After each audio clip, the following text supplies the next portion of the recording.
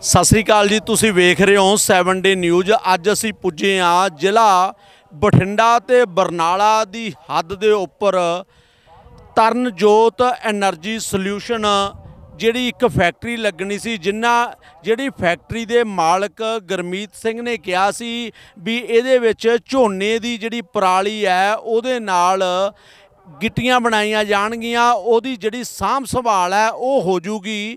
उहने ये गल दावा कीता सी भी जिहड़ी ये झोने दी पराली दी जिहड़ी वड्डी दिक्कत आ रही है, जिन्हों असी साड़ फूकदे आ, जिहदे नाल बड़ा प्रदूषण फैल रहा, उस प्रदूषण तो मैं आउण वाले समय दे विच इस एरिए नूं राहत दवा दूंगा।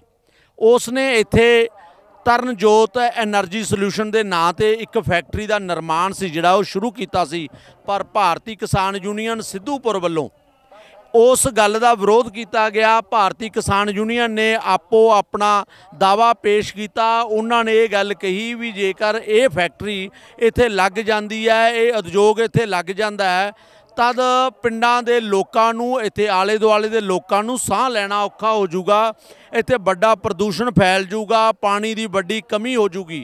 जिस तो बाद लगातार पिछले 6 महीनों तो इत्थे धरना चल रहा ते जिहड़ी वो फैक्ट्री का निर्माण सी, उद्योग का निर्माण सी, वो रुकिया पिया। पर समय समय के उपर घटनाक्रम होंदे रहे, धरने मुजाहरे भी होंदे रहे। अज भारतीय किसान यूनीयन सिद्धूपुर वालों इत्थे वड्डा धरना दिता जा रहा, पर इस दे उल्ट बहुत लंबे समय बाद देखा भी भारतीय किसान यूनीयन के धरने नूं चुनौती दिती होवे उस फैक्ट्री के मालक के हक विच भी कुछ किसान जथेबंदियां जां पिंड दे किसानां ने, क्योंकि जिहड़ा गुरमीत सिंह दा नाम है, जिहड़ा इस फैक्ट्री का मालक है, गुरमीत सिंह बल्लो दा नाम है, जिहड़ा वो काफ़ी समाज सेवी नामां दे नाल जुड़िया जांदा है। उन्हें पिंड दे अंदर पिछले लंबे समय तो काफ़ी समाज दे सेवा दे काम कीते सी, गुरुद्वारे का निर्माण, लाइब्रेरी का निर्माण ते कुछ होर निर्माण, जिस दे कारण पिंड दे कुछ लोग उस दे नाल जुड़े हुए सी। अज उन्होंने भी भारतीय किसान यूनीयन के इस धरने के खिलाफ अपना रोस जाहिर किया, उन्होंने भी धरना दिता है। ये लंबे समय बाद देखा भी 2 किसान जथेबंदियां ने जां ये गल कह लीए भी किसानां ने चैलेंज किया, उहदे विच भी कुछ किसानां ने व्यापारी के हक विच गुरमीत सिंह भावें जिहड़ा वो किते पक्षों व्यापारी है, भावें वो जट किसान का एक पुत्र है, पर फिर भी वो व्यापारी आ। उहदा गुजरात दे विच, सूरत दे विच कई इहो जिहे फैक्ट्रियां लगियां होईयां ने, उस दे हक विच कुछ बंदे आ, पर भारतीय किसान यूनीयन सिद्धूपुर के हक विच भी वड्डी पद्धर दे उत्ते वख-वख पिंडां तो इत्थे किसान जुड़े ने। वेखदे आ पुलिस वल्लों भी सुरक्षा के प्रबंध किए गए ने। दोवें धिरां आपो अपने किहो जिहे दावे जताउंदियां ने। अगे जिहड़े साडे वीर बाहर फिरदे आ पंडाल तो, सारे वीरां नूं बेनती आ कि पंडाल दे विच बह जाओ, तां जो मीडिया वालियां ने फोटोआं करनियां ने, कोई खाली थां ना होवे। बरियाम सिंह जी ख्याला। मेरे बड़े ही सत्कारयोग सिद्धूपुर जथेबंदी के सूबा कमेटी प्रधान, ब्लाक प्रधान, इकाई प्रधान और वर्कर, वीर बजुर्ग नौजवान ते मेरिया मावां भैणां, सब तो पहला आप 10वें पातशाह दिता नारा होया बुलंद करिए, गज बज के बोलिए, आखो वाहिगुरू जी का खालसा, श्री वाहिगुरू जी की फतेह। सो एक पूंजीवादी साम्राज्य लोग इत्थे फैक्ट्री लाना चाहते हैं, पर पहला उन्होंने कुछ नहीं दस्या भी यह किस वास्ते जमीन खरीदी गई है, जितों तक सानू पता लगे। उस तो बाद जो लोगों के रोम नूं इन्होंने देखा तो हुण इन्होंने पैंतरा बदलिया भी जिहड़ी पराली है झोने की उहनूं इकट्ठी करके उहदा ट्रांसमिशन इत्थे लावांगे। इत्थों दे नौजवानों नूं असीं रोजगार देवांगे। असीं इन्हां नूं पुछना चाहुंदे आ ਇਹਨਾਂ ਸਰਕਾਰਾਂ ਨੂੰ ਪੁੱਛਣਾ ਚਾਹੁੰਦੇ ਆ ਕਿ ਜਿਹੜਾ ਝੋਨਾ ਇਹ ਸਾਡੇ ਪੰਜਾਬ ਦੀ ਕੋਈ ਖਾਸ ਫਸਲ ਨਹੀਂ, ਨਾ ਸਾਨੂੰ ਇਹਦੀ ਕੋਈ ਬਹੁਤੀ ਲੋੜ ਹੈ। ਇਹਦੇ ਬਿਨਾਂ ਸਰ ਵੀ ਸਕਦਾ, ਆਪਾਂ ਨੂੰ ਲੱਸੀ ਹੋਈ ਆਪਾਂ ਮਿੱਠਾ ਪਾ ਕੇ ਬਾਬੇ ਨੂੰ ਮਨਾ ਸਕਦੇ ਹਾਂ। ਸੋ ਇਹਨਾਂ ਨੇ ਸਰਕਾਰ ਨੂੰ ਕਹਿੰਦੇ ਆ ਕਿ ਸਾਨੂੰ ਜਿੰਨੀਆਂ ਫਸਲਾਂ ਨੇ 20 ਫਸਲਾਂ ਨੇ ਉਹਦੇ ਸਾਨੂੰ MSP ਤੇ ਸਵਾਮੀ ਜਿਹੜੀ ਰਿਪੋਰਟ ਬਣੀ ਹੈ ਉਹਦੇ ਤਹਿਤ ਲਾਗੂ ਕਰਨ ਨੂੰ ਯਕੀਨੀ ਬਣਾਉਣ। ਅਸੀਂ ਬਦਲਾਅ ਕਰ ਲਾਂਗੇ, ਨਾਲੇ ਅਸੀਂ ਆਪਦਾ ਪਾਣੀ ਬਚਾ ਲਾਂਗੇ, ਨਾਲੇ ਅਸੀਂ ਆਪਦੀ ਜ਼ਮਾਨੀ ਕਿਸਾਨੀ ਨੂੰ ਬਚਾ ਲਾਂਗੇ। ਪਸ਼ੂ ਲਿਆ ਕੇ ਉੱਥੇ ਬੱਟ ਟੁੱਕ ਲਾ ਕੇ ਕੱਲ ਦੇ ਲਵੇ ਲਾਉਣੇ ਮੁਸ਼ਕਿਲ ਆ ਗਈ, ਮਾਰਦੇ ਹਜ਼ਾਰ ਉੱਥੇ ਕੁੱਤਾ ਇਕੱਠਾ ਹੋ ਗਿਆ। ਉਦੋਂ ਲੋਕਾਂ ਨੂੰ ਪਤਾ ਲੱਗਿਆ ਵੀ ਇਹਦਾ ਇੱਥੇ ਮਰਦਾਰ ਇਕੱਠੀ ਕਰ ਰਹੇ ਨੇ, ਜਿਹੜੇ ਲਵੇ ਲਾਉਣੇ 10-10 ਕਿੱਲਿਆਂ ਦੇ 1-2 ਘਰ ਪਾਏ ਸੀ ਨਵੇਂ, ਜਾ ਕੇ ਦੇਖ ਲਿਓ ਕੋਈ ਗੱਪ ਨਹੀਂ ਇਸ ਗੱਲ ਦਾ। ਉਹ ਲੋਕ ਚੱਕੋਗੇ ਤੁਸੀਂ ਇਹੋ ਜਿਹਾ ਰੁਜ਼ਗਾਰ ਲਓਗੇ ਕੀ ਇਹ ਕ੍ਰਾਂਤੀ ਦੇ ਦੇਣਗੇ ਤੁਹਾਨੂੰ, ਪਰਾਲੀ ਦੀਆਂ ਗੱਠਾਂ ਚਕਾਉਣਗੇ। ਜਿਹਦੇ ਉਹਨਾਂ ਕੋਲੇ ਵਾਧੂ ਗਿਆ ਪੱਲੀ ਦਾ ਗੱਲ ਇਹ ਤੁਹਾਨੂੰ ਰੱਖਦੇ ਨਹੀਂ। ਇੱਕ ਇੰਨੀ ਮਸ਼ੀਨ, ਇੱਕ ਕਵੈਨ ਆਪਾਂ ਦੇਖਦੇ ਜਦੋਂ ਬਣਾਉਂਦੇ ਆ, ਨਾਲੇ ਉਹ ਪਰਾਲੀ ਇਕੱਠੀ ਕਰਦੇ ਆ, ਨਾਲੇ ਗੰਢਾਂ ਵੱਜਦੀ ਹੈ।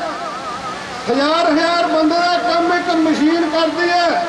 ਇਹਨਾਂ ਨੂੰ ਦੱਸਣਾ ਚਾਹੁੰਦਾ ਮੈਂ ਵੀ ਇਹ ਤੁਹਾਨੂੰ ਗੁੰਮਰਾਹ ਕਰਾ ਕੇ ਤੁਹਾਨੂੰ ਇਹਦੇ ਵਿੱਚੋਂ ਕੱਢ ਕੇ ਤੇ ਮਸ਼ੀਨਾਂ ਕੰਮ ਕਰਿਆ ਕਰਨੀਆਂ। ਦੂਜੇ ਨੰਬਰ ਤੇ ਇੱਥੇ ਜਦੋਂ ਇਹਦਾ ਧੂਆਂ ਹੋਊਗਾ, ਇੱਥੇ ਮਸ਼ੀਨਰੀ ਹੋਊਗੀ, ਮੈਂ ਛੱਤ ਕਰ ਦਾਂਗਾ ਲਵੇ 2-2 ਕਿੱਲੇ ਦੀ ਬਾਹੀ ਤੇ ਫਸਲ ਹੋਊਗੀ। ਅਸੀਂ ਦਿੱਤਾ ਸੀ ਉੱਥੇ ਖਿਆਲੇ ਪਲਾਂਟ ਵਾਲਿਆਂ ਨੂੰ ਸਾਥੋਂ ਉੱਤੋਂ ਦੀ ਹੋ ਕੇ ਵਾਹਣ ਆ ਬਾਜਰੀ ਵਾਸਤੇ। ਉਦੋਂ ਪਤਾ ਲੱਗਾ ਜਦੋਂ ਕੱਖਾਂ ਦੀਆਂ ਰੇਹੜੀਆਂ ਨੂੰ ਸਾਈਡ ਨਹੀਂ ਮਿਲਦੀ ਸੀ, ਟਰਾਲੇ ਦੇ ਟਰੱਕ ਉਹਨਾਂ ਦੇ ਖੜੇ ਹੁੰਦੇ ਸੀ ਸਾਈਡ ਤੇ ਰੇਤੇ ਨਾਲ ਅੱਧੇ ਕਿੱਲੇ ਦੀ ਬਾਹੀ ਫਸਲਾਂ ਤੇ ਰੇਤਾ ਪੈਂਦਾ ਸੀ। ਸੋ ਮੈਂ ਉਹਨਾਂ ਨੂੰ ਖਾਸ ਕਰਕੇ ਆਪਾਂ ਨੂੰ ਤਾਂ ਜਾਣਕਾਰੀ ਹੈ, ਉਹਨਾਂ ਨੂੰ ਦੱਸਣਾ ਚਾਹੁੰਦਾ ਜਿਹੜੇ ਇੱਥੇ ਠੰਡਾ ਪਾਣੀ ਪੀ ਜਾਂਦੇ ਨੇ ਵੀ ਬਿਲਕੋਗੇ ਜੇ ਇੱਥੇ ਤੁਹਾਡੇ ਖੇਤ ਨਹੀਂ ਕਿਤੇ ਹੋਰ ਹੋਣਗੇ। ਕਿਸਾਨ ਦੁਨੀਆ ਦੇ ਏਕਤਾ ਸਿੱਧੂਪੁਰ ਜਿੰਦਾਬਾਦ। ਦੇਖੋ ਜਿਹੜੀ ਅੱਜ ਇੱਥੇ ਰੈਲੀ ਹੈ, ਇਸ ਰੈਲੀ ਦੀ ਦਾ ਮੇਨ ਪਰਪਸ ਇਹ ਹੈ ਕਿ ਇੱਥੇ ਇੱਕ ਫੈਕਟਰੀ ਹੈ ਜਿਹੜੀ ਲਾਉਣ ਦਾ ਪ੍ਰੋਗਰਾਮ ਹੈ ਕੁਝ ਲੋਕਾਂ ਵੱਲੋਂ। ਇੱਥੇ 2 ਪਿੰਡਾਂ ਵੱਲੋਂ ਇਹਦਾ ਵਿਰੋਧ ਕੀਤਾ ਗਿਆ ਜਿਨ੍ਹਾਂ ਦੀ ਹਦੂਦ ਦੇ ਵਿੱਚ ਲੱਗ ਰਹੀ ਹੈ। ਸਾਡੇ ਨਾਲ ਰਾਬਤਾ ਹੋਇਆ, ਮੋਰਚੇ ਚੱਲਦੇ ਦੇ ਵਿੱਚ ਕਿਹਾ ਗਿਆ ਕਿ ਵੀ ਇੱਥੇ ਸਾਡੇ ਫੈਕਟਰੀ ਲੱਗ ਰਹੀ ਹੈ ਜੀ, ਕਚਰਾ ਫੈਕਟਰੀ ਲੱਗਣੀ ਹੈ, ਇੱਥੇ ਲਿਆ ਕੇ ਉਹਨਾਂ ਨੇ ਕਚਰੇ ਨੂੰ ਸਾਰੇ ਨੂੰ ਮਤਲਬ ਡਿਸਪੋਜ਼ ਕਰਨਾ ਹੈ। ਪਰ ਉਹਦੇ ਤੋਂ ਫਿਰ ਇਲਾਕੇ ਨੂੰ ਸਮੱਸਿਆਵਾਂ ਆਉਣਗੀਆਂ। ਉਹ ਸਾਰੀਆਂ ਗੱਲਾਂ ਨੂੰ ਧਿਆਨ ਦੇ ਵਿੱਚ ਰੱਖਦਿਆਂ ਇੱਥੇ ਇਕਾਈਆਂ ਬਣੀਆਂ, ਲੋਕਾਂ ਦੀ ਬਾਂਹ ਫੜਨ ਵਾਲੀ ਗੱਲ ਕੀਤੀ। ਜੋ ਲੋਕਾਂ ਨੇ ਸਾਡੇ ਕੋਲ ਮੁਸ਼ਕਿਲ ਰੱਖੀ ਉਹਦੇ ਮੁਤਾਬਕ ਇਹ ਪ੍ਰੋਗਰਾਮ ਦਿੱਤਾ ਗਿਆ ਔਰ ਉਸ ਪ੍ਰੋਗਰਾਮ ਨੂੰ ਅੱਗੇ ਤੋਰਦਿਆਂ ਸਾਡੀ ਕੋਸ਼ਿਸ਼ ਹੈ ਕਿ ਇਹਨੂੰ ਪੂਰੀ ਤਰ੍ਹਾਂ ਜਿਹੜੀ ਇਸ ਤਰ੍ਹਾਂ ਦੀ ਇੱਕ ਤਰ੍ਹਾਂ ਦਾ ਕਾਰਪੋਰੇਟ ਲੋਕਾਂ ਦਾ ਕਬਜ਼ਾ ਹੋਣ ਜਾ ਰਿਹਾ ਸਾਡੇ ਧਰਤੀ ਤੇ, ਸਾਡੇ ਦੇਸ਼ ਤੇ, ਉਹਨੂੰ ਰੋਕਿਆ ਜਾ ਸਕੇ। ਇਸ ਪ੍ਰੋਗਰਾਮ ਦੇ ਵਿੱਚ ਅੱਜ ਇੱਥੇ ਇਕੱਠ ਹੋਇਆ ਹੈ। ਟੱਲੇਵਾਲ ਸਾਹਿਬ ਵੀ ਫੈਕਟਰੀ ਦੇ ਮਾਲਕ ਨੇ ਕਿਹਾ ਜਾਂ ਸਰਕਾਰਾਂ ਕਹਿੰਦੀਆਂ ਵੀ ਅਸੀਂ ਬੇਰੁਜ਼ਗਾਰੀ ਨੂੰ ਕਿਵੇਂ ਠੱਲ ਪਾਵਾਂਗੇ, ਇਕੱਲੀ ਕਿਸਾਨੀ ਹੈ ਜਿਹੜੀ ਉਹਦੇ ਨਾਲ ਠੱਲ ਨਹੀਂ ਪੈ ਸਕਦੀ। ਦੇਖੋ ਇਹ ਗੱਲ ਬਹੁਤ ਵਧੀਆ ਹੈ। ਫੈਕਟਰੀ ਲਾਉਣੀ, ਅਸੀਂ ਫੈਕਟਰੀ ਲਾਉਣ ਦੇ ਵਿਰੋਧ 'ਚ ਨਹੀਂ ਹਾਂ। ਫੈਕਟਰੀ ਦੇ ਵਾਸਤੇ ਜਗ੍ਹਾ ਕਿਹੜੀ ਚੁਣੀ ਗਈ, ਲੋਕ ਗਿਰਾ ਜਿਹੜੇ ਵਿਰੋਧ ਕਰਦੇ ਨੇ ਉਹਨਾਂ ਲੋਕਾਂ ਦੇ ਵਿਰੋਧ ਨੂੰ ਧਿਆਨ ਦੇ ਵਿੱਚ ਰੱਖਦਿਆਂ ਇਸ ਫੈਕਟਰੀ ਦੇ ਇਸ ਜਗ੍ਹਾ ਤੇ ਲੱਗਣ ਦਾ ਵਿਰੋਧ ਹੈ। ਫੈਕਟਰੀ ਕਿਸੇ ਐਸੀ ਜਗ੍ਹਾ ਤੇ ਲੱਗ ਸਕਦੀ ਹੈ ਜਿੱਥੇ ਲੋਕਾਂ ਨੂੰ ਕੋਈ ਇਤਰਾਜ਼ ਨਾ ਹੋਵੇ ਤਾਂ ਉੱਥੋਂ ਵੀ ਰੁਜ਼ਗਾਰ ਲੋਕਾਂ ਨੂੰ ਦਿੱਤਾ ਜਾ ਸਕਦਾ ਹੈ। ਜ਼ਰੂਰੀ ਨਹੀਂ ਕਿ ਲੋਕਾਂ ਦੇ ਚੁੱਲ੍ਹੇ ਤੇ ਫੈਕਟਰੀ ਲਾ ਕੇ ਰੁਜ਼ਗਾਰ ਮਿਲਣਾ ਹੈ। ਰੁਜ਼ਗਾਰ ਅਗਰ ਸਰਕਾਰ ਦਿੰਦੀ ਹੈ, ਕੋਈ ਇੰਡਸਟਰੀ ਦਿੰਦੀ ਹੈ ਤਾਂ ਅਸੀਂ ਵੈਲਕਮ ਕਹਾਂਗੇ, ਕੋਈ ਦਿੱਕਤ ਨਹੀਂ ਹੈ ਇਸ ਗੱਲ ਦੀ। ਪਰ ਫੈਕਟਰੀ ਲਾਉਣ ਦੀ ਜਿਹੜੀ ਜਗ੍ਹਾ ਸਿਲੈਕਟ ਹੋਈ ਉਹ ਠੀਕ ਨਹੀਂ, ਉਹ ਲੋਕਾਂ ਨੂੰ ਇਤਰਾਜ਼ ਹੈ। ਜਥੇਬੰਦੀ 2 ਫਾੜ ਹੋ ਰਹੀ ਹੈਗੀ ਆ, ਨਵੀਂ ਜਥੇਬੰਦੀ ਦਾ ਗਠਨ ਕੀਤਾ ਗਿਆ, ਕੀ ਦੇ ਦੇਗਾ? ਦੇਖੋ ਜਥੇਬੰਦੀ ਦਫਾੜ ਨਹੀਂ ਹੁੰਦੀ, ਇਹ ਤਾਂ ਹੁੰਦਾ ਹੈ। ਕਈ ਵਾਰੀ ਅਜਿਹੇ ਹਾਲਾਤ ਬਣਦੇ ਨੇ। ਪਿਛਲੇ ਦਿਨਾਂ ਦੇ ਵਿੱਚ ਮੈਂ ਤਾਂ ਇਹ ਕਹੂੰਗਾ, ਮੈਨੂੰ ਕੋਈ ਗੁਰੇਜ਼ ਨਹੀਂ ਅੱਜ ਇਸ ਗੱਲ ਕਹਿਣ 'ਚ, ਕਿ ਇਹ ਫੈਕਟਰੀ ਹੀ ਜਥੇਬੰਦੀ ਦੇ ਵਿੱਚੋਂ ਕੁਝ ਵਿਅਕਤੀਆਂ ਨੂੰ ਤੋੜਨ ਦੀ ਜ਼ਿੰਮੇਵਾਰ ਹੈ। ਇਸੇ ਫੈਕਟਰੀ ਦੇ ਵਿੱਚੋਂ ਹੀ ਇਹ ਸਾਰਾ ਕੁਝ ਹੋਇਆ, ਕਿਉਂਕਿ ਫੈਕਟਰੀ ਦੇ ਵੱਲੋਂ ਜਦੋਂ ਪਿੰਡਾਂ ਦੇ ਲੋਕਾਂ ਨੇ ਵਿਰੋਧ ਕੀਤਾ ਤੇ ਤਰ੍ਹਾਂ ਦੀ ਦੂਸ਼ਣਬਾਜ਼ੀ ਸ਼ੁਰੂ ਕੀਤੀ ਹੈ। ਔਰ ਅਸੀਂ ਕੀ ਚਾਹੁੰਦੇ ਹਾਂ ਕਿ ਜਿਹੜੀ ਦੂਸ਼ਣਬਾਜ਼ੀ ਸਾਡੇ ਆਗੂਆਂ ਦੇ ਉੱਤੇ, ਖਾਸ ਕਰਕੇ ਸਾਡੀ ਸਟੇਟ ਬਾਡੀ ਦੇ ਉੱਤੇ, ਜ਼ਿਲ੍ਹਾ ਬਾਡੀ ਤੇ, ਈਵਨ ਕਿ ਸਾਡੇ ਪਿੰਡ ਇਕਾਈ ਦੇ ਆਗੂਆਂ ਦੇ ਵੀ ਜੇ ਕੋਈ ਦੂਸ਼ਣਬਾਜ਼ੀ ਕਰਦਾ ਹੈ ਤਾਂ ਘੱਟੋ ਘੱਟ ਸਪਸ਼ਟ ਕਰੇ ਨਾ। ਗੱਲਾਂ ਨਾਲ ਦੂਸ਼ਣਬਾਜ਼ੀ ਦੀ ਗੱਲ ਤਾਂ ਬਣਨੀ ਨਹੀਂ। ਔਰ ਉਹਨਾਂ ਨੇ ਇੱਕ ਦੂਸ਼ਣਬਾਜ਼ੀ ਕਰਕੇ ਲੋਕਾਂ ਦੇ ਉੱਤੇ ਔਰ ਆਰਾਮ ਨਾਲ ਬੈਠੇ ਨੇ। ਤੇ ਜੇਕਰ ਅੱਜ ਫੈਕਟਰੀ ਲੱਗਦੀ ਹੈ, ਅਸੀਂ ਆਪਦਾ ਮੋਰਚਾ ਚੱਕਦੇ ਹਾਂ, ਤੇ ਇਹਦਾ ਮਤਲਬ ਜਿਹੜੀ ਉਹ ਗੱਲ ਕਹਿ ਰਹੇ ਨੇ ਕਿ ਸਾਡੇ ਕੋਲੋਂ ਪੈਸੇ ਮੰਗਦੇ ਨੇ, ਉਹ ਕਰਦੇ ਆ, ਆਹ ਕਰਦੇ ਆ, ਫਿਰ ਤਾਂ ਬੜੀ ਕਲੀਅਰ ਹੈ। ਇਹਦੇ ਇਸ ਮੋਰਚੇ ਨੇ ਇਹ ਜਿਹੜਾ ਅੱਜ ਇੱਥੇ ਐਜੀਟੇਸ਼ਨ ਨੇ ਜ਼ੋਰ ਫੜਦੀ ਜਾ ਰਹੀ ਹੈ, ਉਹਦੀ ਮੇਨ ਵਜ੍ਹਾ ਸਭ ਤੋਂ ਵੱਡੀ ਇਹ ਵੀ ਹੈ। ਭਰਾ ਮਾਰੂ ਜੰਗ ਵੱਲ ਵਧਿਆ ਇਹ ਫੈਕਟਰੀ ਦੇ ਕਾਰਨ, ਜਾਂ ਤੁਸੀਂ ਲੰਬੇ ਸਮੇਂ ਤੋਂ ਕਿਸਾਨੀ ਸੰਘਰਸ਼ ਦੇ ਨਾਲ ਹੋ, ਅੱਜ ਪਹਿਲੀ ਵਾਰ ਦੇਖਿਆ ਹੈ ਵੀ ਕਿਸੇ ਕਾਰਪੋਰੇਟ ਨੇ ਕਿਸਾਨ ਯੂਨੀਅਨ ਦੇ ਧਰਨੇ ਦੇ ਅਗੇਂਸਟ ਧਰਨਾ ਲਾਇਆ ਹੈ, ਤੇ ਇਹ ਤੁਹਾਡੀ ਜ਼ਿੰਦਗੀ 'ਚ ਕਹਿਮਾ ਧਰਨਾ ਜਿਹੜਾ ਕਿਸਾਨ ਯੂਨੀਅਨ ਦੇ ਧਰਨੇ ਨੂੰ ਵੀ ਚੁਣੌਤੀ ਦਿੱਤੀ ਗਈ ਹੈ? ਕੱਲਾ ਇਹ ਨਹੀਂ ਹੈ ਜੀ, ਕਾਰਪੋਰੇਟ ਲੋਕ ਜੀ, ਜਿਹੜਾ ਅਸੀਂ ਲੜੇ ਹਾਂ, ਦਿੱਲੀ 'ਚ ਲੜੇ ਹਾਂ, ਤੇ ਕਾਰਪੋਰੇਟ ਲੋਕਾਂ ਨੇ ਕੁਝ ਲੋਕਾਂ ਨੂੰ ਪ੍ਰੇਰ ਕੇ ਸਾਡੇ ਧਰਨੇ ਦੇ ਬਰਾਬਰ SYL ਨੂੰ ਮੁੱਦਾ ਚੁੱਕ ਕੇ ਵੀ ਲਾਉਣ ਦੀ ਕੋਸ਼ਿਸ਼ ਕੀਤੀ। ਆਪਣੀ ਅੱਖਾਂ ਦੇ ਸਾਹਮਣੇ ਰਿਹਾ। ਇਦੂ ਗਾਹਾਂ ਆ ਸਾਡਾ ਕਾਰਪੋਰੇਟ ਲੋਕਾਂ ਦੇ ਖਿਲਾਫ ਜਿਹੜੀ ਅੱਜ ਲੁੱਟ ਹੋ ਰਹੀ ਹੈ ਟੋਲ ਪਲਾਜ਼ਿਆਂ ਤੇ, ਤੁਸੀਂ ਮੈਨੂੰ ਐਂ ਦੱਸਿਓ, ਤੁਸੀਂ ਪੱਤਰਕਾਰਤਾ ਦੀ ਲਾਈਨ 'ਚੋਂ ਕਿਤੇ ਦੁਨੀਆ ਤੇ ਹੁੰਦਾ ਹੈ ਵੀ ਲੋਕਾਂ ਨੇ ਆਪਦੀਆਂ ਗੱਡੀਆਂ ਲਈਆਂ ਜਦੋਂ, ਉਦੋਂ ਰੋਡ ਟੈਕਸ ਭਰਤਾ, ਤੇ ਫਿਰ ਸਰਕਾਰ ਦੀ ਰਿਸਪੌਂਸਿਬਿਲਟੀ ਹੈ ਜਦੋਂ ਸਾਥੋਂ ਰੋਡ ਟੈਕਸ ਲਿਆ ਸਾਨੂੰ ਰੋਡ ਅਵੇਲੇਬਲ ਕਰਵਾਵੇ। ਇਹ ਤਾਂ ਸਰਕਾਰਾਂ ਦੀ ਜ਼ਿੰਮੇਵਾਰੀ ਬਣਦੀ ਹੈ ਨਾ ਜੀ। ਰੋਡ ਟੈਕਸ ਲੈ ਕੇ ਤੇ ਰੋਡਾਂ ਦੀ ਜ਼ਿੰਮੇਵਾਰੀ ਪ੍ਰਾਈਵੇਟ ਲੋਕਾਂ ਨੂੰ ਦੇ ਕੇ ਤੇ ਉਹਨਾਂ ਨੂੰ ਖੁੱਲੀ ਛੁੱਟੀ ਦੇਤੀ ਕਿ ਤੁਸੀਂ ਲੋਕਾਂ ਤੋਂ ਪੈਸਾ ਇਕੱਠਾ ਕਰੋ। ਕੀ ਇਹਦਾ ਵਿਰੋਧ ਕਰਨਾ ਬਣਦਾ ਨਹੀਂ? ਜਦੋਂ ਇਹਦਾ ਵਿਰੋਧ ਕਰਦੇ ਆ ਤੇ ਕਾਰਪੋਰੇਟ ਲੋਕ, ਉਹ ਵੀ ਕਾਰਪੋਰੇਟ ਨੇ ਜਿਹੜੇ ਵੱਡੀਆਂ ਮਤਲਬ ਪ੍ਰੋਜੈਕਟ ਲੈ ਰਹੇ ਨੇ ਕਿ ਅਸੀਂ 200 ਕਿਲੋਮੀਟਰ, 500 ਕਿਲੋਮੀਟਰ, 1000 ਕਿਲੋਮੀਟਰ ਰੋਡ ਬਣਾਉਣ ਦੀ ਅਸੀਂ ਜ਼ਿੰਮੇਵਾਰੀ ਚੱਕਦੇ ਹਾਂ, ਔਰ ਉਹ ਕਾਰਪੋਰੇਟ। ਔਰ ਉਹ ਇੱਥੇ ਤੁਸੀਂ ਦੇਖਿਆ ਹੋਵੇਗਾ ਜੀਦੇ ਦੇ ਵਿੱਚ ਸਾਡੇ ਬੰਦੇ ਮੰਗ ਕਰਦੇ ਹੈ ਕਿ ਧੱਕੇਸ਼ਾਹੀ ਬੰਦ ਕਰੋ। ਜਿਹੜਾ ਤੁਸੀਂ 20 ਕਿਲੋਮੀਟਰ ਦੇ ਏਰੀਏ ਦੇ ਵਿੱਚ ਲੋਕਾਂ ਨੂੰ ਸਹੂਲਤਾਂ ਦੇਣੀਆਂ ਉਹ ਦਿਓ। ਅਗਰ ਉਹ ਆਵਾਜ਼ ਉੱਠ ਰਹੀ ਹੈ ਤਾਂ ਉਹ ਵੀ ਮਤਲਬ ਬਰਾਬਰ ਧਰਨਾ ਦੇ ਕੇ ਬਿਠਾਉਣ ਵਾਲੀ ਗੱਲ ਹੈ। ਸੋ ਜਿਹੜੇ ਕਾਰਪੋਰੇਟ ਲੋਕ ਨੇ, ਜਿਨ੍ਹਾਂ ਲੋਕਾਂ ਨੂੰ ਵਿਚਾਰਿਆਂ ਦੀ ਆਰਥਿਕਤਾ ਟੁੱਟ ਚੁੱਕੀ ਹੈ, ਉਹਨਾਂ ਆਰਥਿਕ ਪੱਖ ਤੋਂ ਟੁੱਟੇ ਹੋਏ ਲੋਕਾਂ ਨੂੰ ਆਪਣੇ ਪੱਖ ਦੇ ਵਿੱਚ ਭੁਗਤਾਉਣ ਦੀ ਪੂਰੀ ਯਤਨ ਕਰ ਰਹੀ ਹੈ। ਔਰ ਉਹਨਾਂ ਕੋਲ ਸਰਮਾਇਆ ਹੈ ਜੀ, ਸਰਮਾਏ ਨਾਲ ਸਰਕਾਰਾਂ ਨੂੰ ਆਪਦੇ ਪੱਖ 'ਚ ਭੁਗਤਾ ਰਹੇ ਨੇ। ਅਸੀਂ ਕਹਿ ਰਹੇ ਹਾਂ ਕਿ ਸਾਡੀ ਕੋਈ ਇੱਕ ਸੜਕ ਨਿਕਲਦੀ ਹੈ, ਜਿਵੇਂ ਹੁਣ ਭਾਰਤਮਾਲਾ ਨਿਕਲ ਰਹੀ ਹੈ, ਲੋਕ ਵਿਰੋਧ ਕਰ ਰਹੇ ਵੀ ਨਹੀਂ ਨਿਕਲਣੀ ਚਾਹੀਦੀ, ਲੇਕਿਨ ਸਾਡੀ ਸਰਕਾਰ ਉਹਨਾਂ ਦੇ ਪੱਖ 'ਚ ਭੁਗਤ ਰਹੀ ਹੈ ਨਾ। ਹੁਣ ਅਸੀਂ ਕਦੋਂ ਮੰਗ ਕੀਤੀ ਹੈ ਜੀ? ਕਿਹਨੇ ਕਿਹਾ ਵੀ ਉਹ ਭਾਰਤਮਾਲਾ ਸੜਕ ਨਿਕਲੇ? ਸੋ ਸਾਰਾ ਸਿਸਟਮ ਹੀ ਉਹਨਾਂ ਕਾਰਪੋਰੇਟ ਲੋਕਾਂ ਦੇ ਪੱਖ 'ਚ ਭੁਗਤ ਰਿਹਾ। ਇਕੱਲੇ ਇੱਥੇ ਨਹੀਂ ਕਿ ਇਹਨਾਂ ਨੇ ਧਰਨਾ ਦੇ ਕੇ ਬੈਠਾ, ਜਿਹੜਾ ਇਹ ਧਰਨਾ ਦੇ ਕੇ ਬੈਠਣ ਦੀ ਆਪਾਂ ਗੱਲ ਜੇ ਕਰਦੇ ਹਾਂ ਤਾਂ ਇਹਨੂੰ ਤਾਂ ਤੁਸੀਂ ਮੇਰੇ ਤੇ ਹੁਣੇ ਸਵਾਲ ਕਰਕੇ ਹਟਿਆ ਵੀ ਜਥੇਬੰਦੀ ਦੋਫਾੜ ਹੁੰਦੀ ਨਜ਼ਰ ਆ ਰਹੀ ਹੈ। ਉਹ ਉਸ ਜਥੇਬੰਦੀ ਦੇ ਵਿੱਚੋਂ ਕੁਝ ਲੋਕ ਉਹਨਾਂ ਦੇ ਹਮਾਇਤੀ ਬਣੇ ਬੈਠੇ ਹੈ। ਪਿਛਲੇ ਦਿਨਾਂ ਦੇ ਵਿੱਚ ਇੱਕ ਗੱਲ ਹੋਰ ਨਿਕਲ ਕੇ ਸਾਹਮਣੇ ਆਈ ਕਿ ਇੱਥੇ ਇੱਕ ਪੰਪ ਦੇ ਉੱਤੇ ਧਰਨਾ ਲੱਗਿਆ, ਸਾਡੇ ਲੋਕਾਂ ਨੇ ਪੰਪ ਵਾਲਿਆਂ ਦਾ ਵਿਰੋਧ ਕੀਤਾ। ਉਹ ਪ੍ਰਸ਼ਾਸਨ ਦੇ ਵਿੱਚ ਜਦੋਂ ਗੱਲ ਹੋਈ ਤੇ ਜਿਹੜੇ ਵਿਰੋਧ ਕਰਨ ਵਾਲੇ ਲੋਕ ਹੈ, ਪ੍ਰਸ਼ਾਸਨ ਵੀ ਉਹਨਾਂ ਦੇ ਹੱਕ 'ਚ ਭੁਗਤਿਆ, ਉਹਨਾਂ ਨੂੰ ਠੀਕ ਠਹਿਰਾਇਆ ਗਿਆ, ਪੰਪ ਵਾਲੇ ਨੂੰ ਵਾਰਨਿੰਗ ਦਿੱਤੀ ਗਈ ਕਿ ਭਾਈ ਇਹ ਜਗ੍ਹਾ ਛੱਡ ਦੇ। ਹੁਣ ਇਹ ਸਾਰੇ ਤੋਂ ਇਟ ਮੀਨਸ ਕਿ ਲੋਕਾਂ ਦੀ ਲੜਾਈ ਜਾਇਜ਼ ਸੀ, ਤੇ ਇਹਨਾਂ ਦੇ ਵਿੱਚੋਂ ਕੁਝ ਲੋਕ ਉਦੋਂ ਪੰਪ ਵਾਲਿਆਂ ਦੇ ਹੱਕ 'ਚ ਵੀ ਜਾ ਕੇ ਖੜੇ ਨੇ। ਫਿਰ ਕੀ ਕਰਾਂਗੇ ਜੀ ਇਹਨਾਂ ਲੋਕਾਂ ਦਾ? ਇਹਨਾਂ ਲੋਕਾਂ ਦੀ ਸਮਝ ਕੀ ਹੈ? ਮੈਨੂੰ ਤਾਂ ਇਹ ਨਹੀਂ ਸਮਝ ਲੱਗਦੀ ਕਿ ਆਪਣੇ ਆਪ ਨੂੰ ਜਥੇਬੰਦੀ ਕਹਿੰਦੇ ਨੇ। ਹੁਣ ਇਹੀ ਲੋਕ ਜਿਹੜੇ ਇਹਨਾਂ ਦੀ ਤੁਸੀਂ ਗੱਲ ਕਰਦੇ ਆਪਾਂ, ਇਹਨਾਂ ਲੋਕਾਂ ਦੀ ਬਦੌਲਤ ਹੀ ਬੱਲੋ ਦੇ ਵਿੱਚ ਜਥੇਬੰਦੀ ਖੜੀ ਹੁੰਦੀ ਹੈ। ਪਹਿਲਾਂ ਤਾਂ ਸਿੱਧੂਪੁਰ ਜਥੇਬੰਦੀ ਨੂੰ ਸਾਨੂੰ ਟੈਲੀਫੋਨ ਕਰ ਕਰਕੇ ਰੌਲਾ ਪਾ ਕੇ ਅਸੀਂ ਕਹਿੰਦੇ ਸੀ ਮੋਰਚਾ ਚੱਲਦਾ, ਦਿੱਲੀ ਦੇ ਮੋਰਚੇ ਨੂੰ ਅਹਿਮੀਅਤ ਦਈਏ, ਇਹ ਗੱਲਾਂ ਛੋਟੀਆਂ ਨੇ, ਬਾਅਦ 'ਚ ਕਰ ਲਾਂਗੇ। ਉਦੋਂ ਤਾਂ ਇਹ ਸੀਗੀ ਫਟਾਫਟ ਆਓ ਜੀ, ਫੌਰੀ ਆ ਕੇ ਐਕਸ਼ਨ ਲਓ, ਫੌਰੀ ਕਾਰਵਾਈ ਕਰੋ। ਤੇ ਜਦੋਂ ਫੌਰੀ ਕਾਰਵਾਈ ਵਾਲੀ ਗੱਲ ਆਈ, ਜਥੇਬੰਦੀਆਂ ਨੇ ਪ੍ਰੋਗਰਾਮ ਲੀਕ ਕੀਤਾ, ਇਕਾਈਆਂ ਬਣ ਗਈਆਂ। ਉਹੀ ਵੀਰ ਗੁਆਂਢ ਪਿੰਡਾਂ ਦੇ ਵਿੱਚ, ਜਿਵੇਂ ਰੂੜੇ ਕੇ ਪਿੰਡਾਂ 'ਚ ਨਹੀਂ ਸੀ ਜੁੜਿਆ, ਉਹਨਾਂ ਲੋਕਾਂ ਨੂੰ ਜੋੜਨ ਵਾਲੇ ਇਹ ਵੀਰ ਨੇ। ਔਰ ਉਹਨਾਂ ਨੂੰ ਜੋੜ ਕੇ ਨਾਲ ਸਾਰਾ ਕੁਝ ਕਰਕੇ ਅੱਜ ਪਤਾ ਨਹੀਂ ਕਿਉਂ ਪਲਟਾ ਮਾਰਿਆ, ਕਿਉਂ ਨਿਕਲ ਕੇ ਮਤਲਬ ਜਥੇਬੰਦੀ ਦੂਜੀ ਬਣਾਉਣ ਦੀ ਕਿਉਂ ਲੋੜ ਪੈ ਗਈ।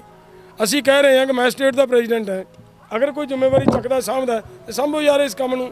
ਮੈਂ ਤਾਂ ਖੁਦ ਬਿਮਾਰ ਹੈ, ਮੈਂ ਨਹੀਂ ਇਹ ਭਾਰ ਚੱਕ ਸਕਦਾ।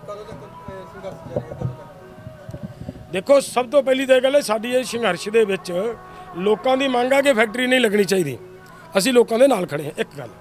ਨੰਬਰ 2, ਜਿਹੜਾ ਸੰਘਰਸ਼ ਦਾ ਮੁੱਦਾ ਹੈ, ਇਹਦੇ ਵਿੱਚ ਇੱਕ ਗੱਲ ਇਹ ਅੜ ਗਈ ਆ ਕਿ ਪਿਛਲੇ ਸਮੇਂ ਦੇ ਵਿੱਚ ਸਾਡੇ ਆਗੂਆਂ ਦੇ ਉੱਤੇ ਇਹਨਾਂ ਨੇ ਬਲੇਮ ਲਾਉਣ ਦੀ ਕੋਸ਼ਿਸ਼ ਕੀਤੀ ਹੈ ਕਿ BKU ਏਕਤਾ ਸਿੱਧੂਪੁਰ ਸਾਥੋਂ ਪੈਸਾ ਮੰਗਦੀ ਹੈ।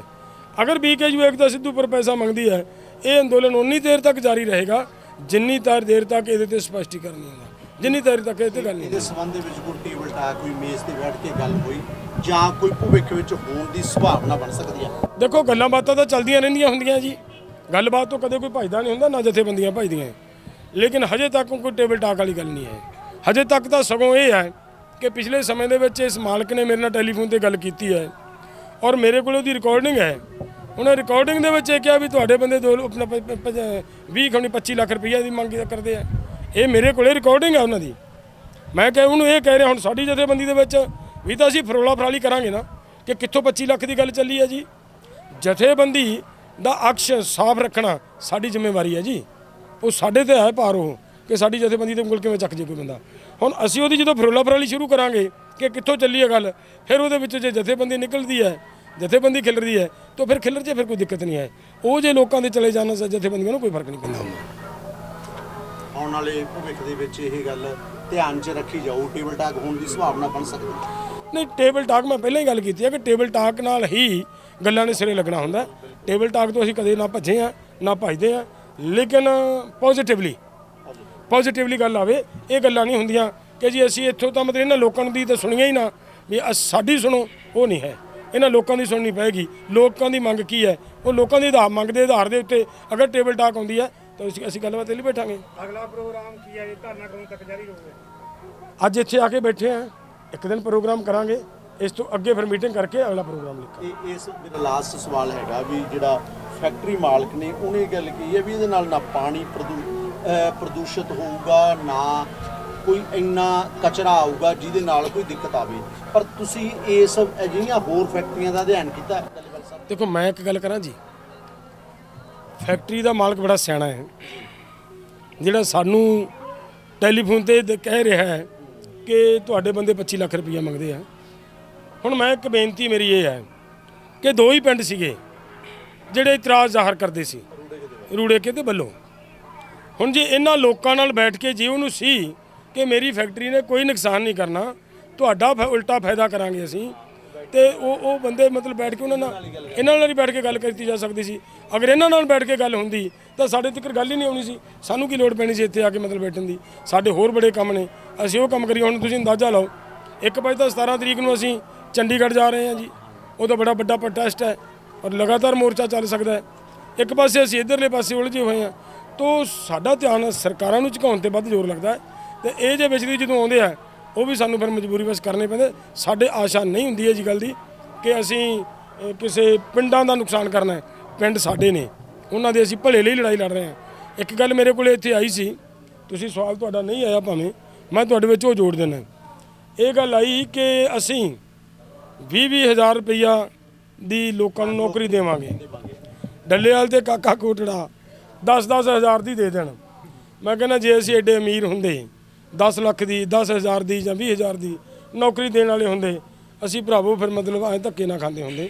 ਅਸੀਂ ਉਸ ਜਮਾਤ ਦੀ ਨੁਮਾਇੰਦਗੀ ਕਰਦੇ ਹਾਂ ਜਿਹੜੇ ਦੱਬੇ ਕੁਚਲੇ ਨੇ, ਜਿਨ੍ਹਾਂ ਦੇ ਨੂੰ ਵਿਚਾਰਿਆਂ ਨੂੰ ਰੋਟੀ ਜੋੜਨੀ ਬੜੀ ਔਖੀ ਹੈ।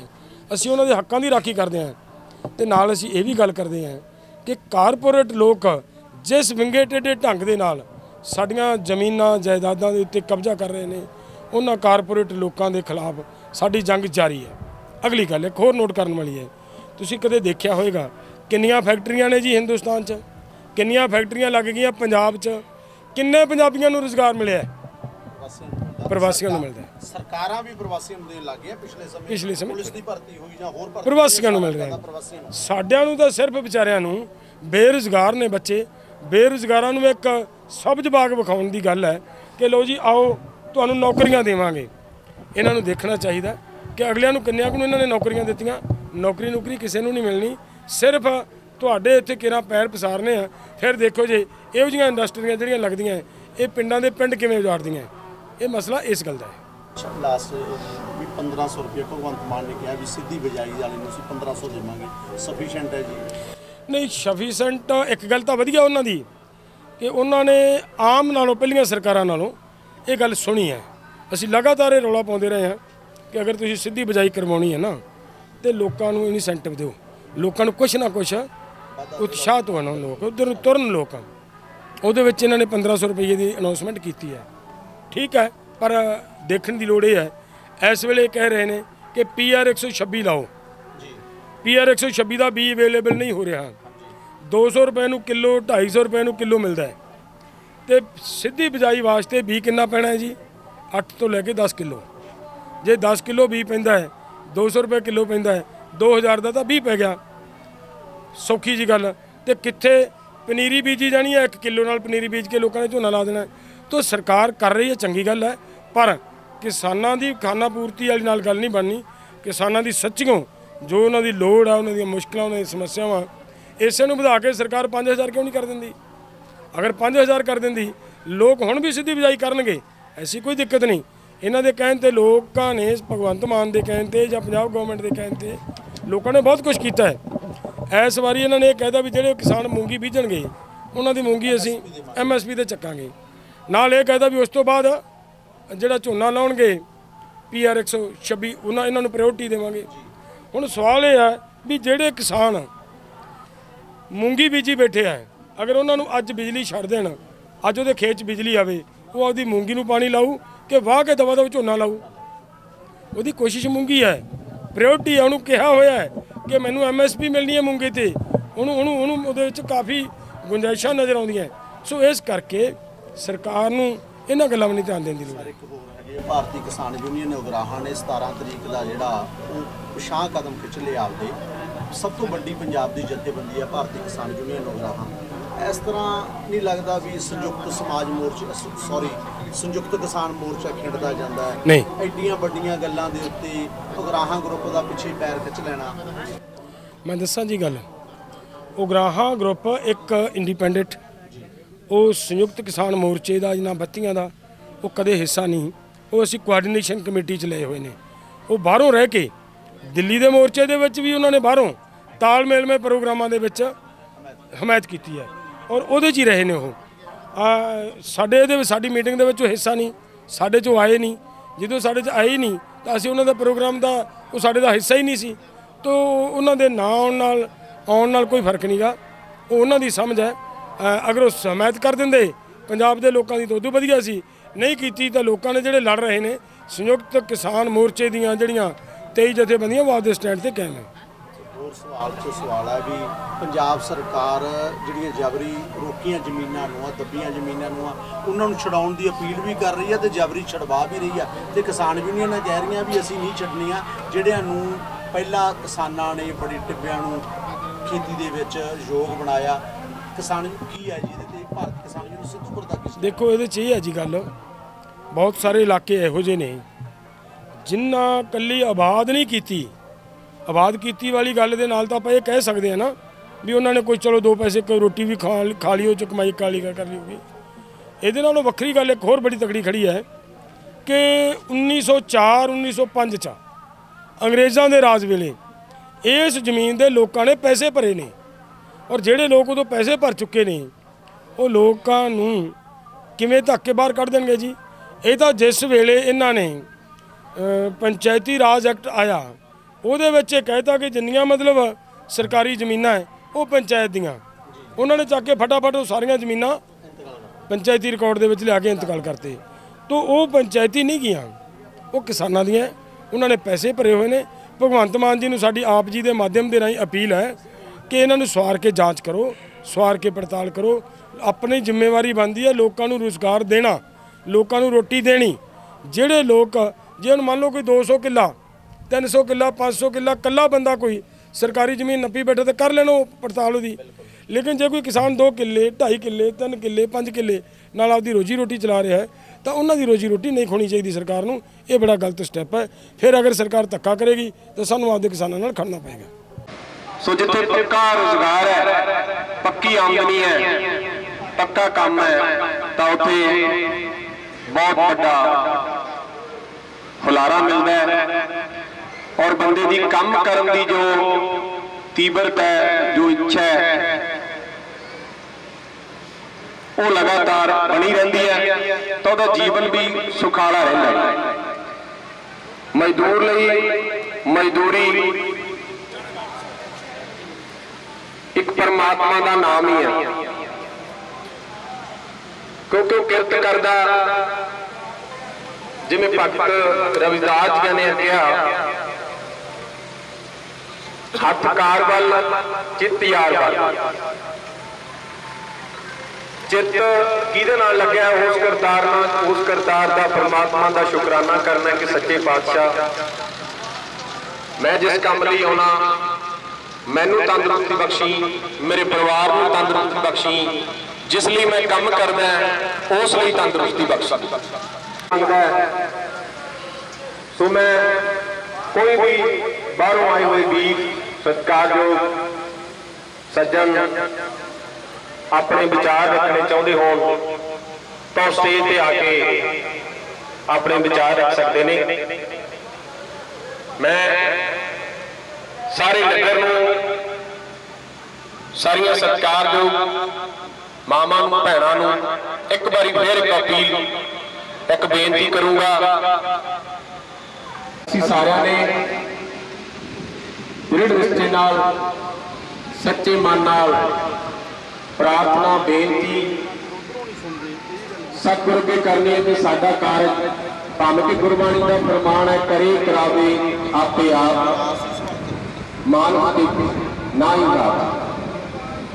ਸੋ ਪਰਮਾਤਮਾ ਵੀ ਬੰਦਿਆਂ ਦੇ ਵਿੱਚ ਹੀ ਵਸਦਾ ਹੈ, ਜਿੱਥੇ ਬੰਦਿਆਂ ਦੀ ਮਾਇਆ ਹੋ ਜਾਂਦੀ ਹੈ, ਏਕਤਾ ਹੋ ਜਾਂਦੀ ਹੈ, ਇਕਜੁੱਟਤਾ ਹੋ ਜਾਂਦੀ ਹੈ। ਉਹ ਕੋਈ ਵੀ ਕੰਮ ਅਜਿਹਾ ਨਹੀਂ ਜਿਸ ਨੂੰ ਕੋਈ ਤਾਕਤ ਰੋਕ ਸਕੇ ਜਾਂ ਉਹ ਕੰਮ ਸਿਰੇ ਨਾ ਚੜੇ। ਸੋ ਕੰਮ ਦੀ ਆਰੰਭਤਾ ਲਈ ਜ਼ਰੂਰ ਲਾਇਓ ਸੱਚੇ ਮਨ ਨਾਲ। ਇੱਕ ਵਾਰੀ ਫੇਰ ਗੁਰੂ ਸਾਹਿਬ ਦਾ ਬਖਸ਼ਿਆ ਹੋਇਆ ਬੁਲੰਦ ਨਾਰਾ ਪੂਰੇ ਜੋਸ਼ ਨਾਲ ਬੋਲਿਓ, ਦੋਨੇ ਹੱਥ ਉੱਪਰ ਕਰਕੇ ਬੋਲੇ ਜੀ ਸੋ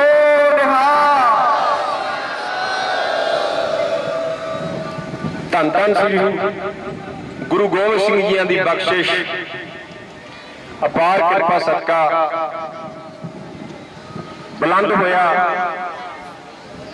ਸਿੱਖ ਧਰਮ ਦਾ ਅਹਿਮ ਨਾਰਾ, ਜੋ ਸਾਡੇ ਦਿਲਾਂ ਤੇ ਸਦੀਆਂ ਤੋਂ ਰਾਜ ਕਰਦਾ ਆ ਰਿਹਾ ਹੈ ਤੇ ਰਾਜ ਕਰਦਾ ਰਹੇਗਾ। ਕਿਉਂਕਿ ਇਸ ਦੇ ਵਿੱਚ ਕੋਈ ਭਾਵਨਾ ਨਹੀਂ ਛੁਪੀ ਹੋਈ, ਕੋਈ ਦੁਬੈਤ ਨਹੀਂ ਛੁਪੀ ਹੋਈ। ਇਹ ਸੱਚੇ ਮਨ ਨਾਲ ਅਰਦਾਸ ਬੇਨਤੀ ਉਸ ਅਕਾਲ ਪੁਰਖ ਵਾਹਿਗੁਰੂ ਅੱਗੇ ਕੀਤੀ ਜਾਂਦੀ ਹੈ।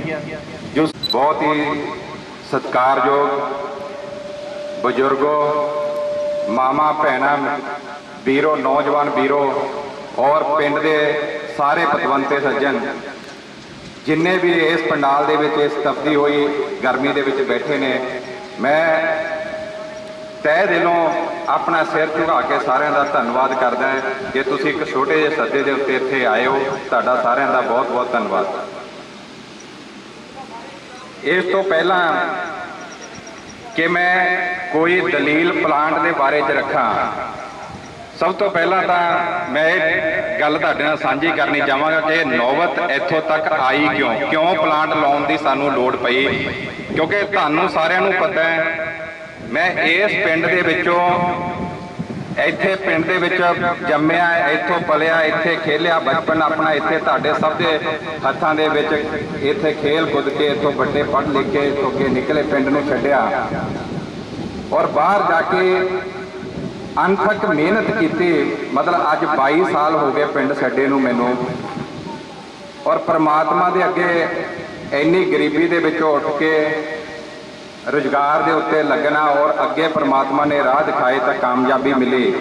ਤਾਂ ਉਸ ਸ਼ੁਕਰਾਨੇ ਦੇ ਵਿੱਚ ਮਨ ਦੇ ਵਿੱਚ ਇੱਕ ਭਾਵਨਾ ਸੀ ਕਿ ਪ੍ਰਮਾਤਮਾ ਅਗਰ ਕੋਈ ਜ਼ਿੰਦਗੀ ਦੇ ਵਿੱਚ ਮੈਨੂੰ ਕੋਈ ਇਹੋ ਜਿਹਾ ਮੌਕਾ ਮਿਲ ਗਿਆ ਔਰ ਇਸ ਕਾਬਿਲ ਮੈਨੂੰ ਬਣਾਤਾ ਕਿ ਮੈਂ ਕਿਸੇ ਲਈ ਕੁਝ ਕਰ ਸਕਾਂ, ਤਾਂ ਸਭ ਤੋਂ ਪਹਿਲਾਂ ਮੈਂ ਆਪਦੇ ਨਗਰ ਵਾਸਤੇ ਕੁਝ ਕਰਾਂਗਾ ਅਗਰ ਕੁਝ ਕਰ ਸਕਦਾ ਹੋਇਆ ਮੈਂ।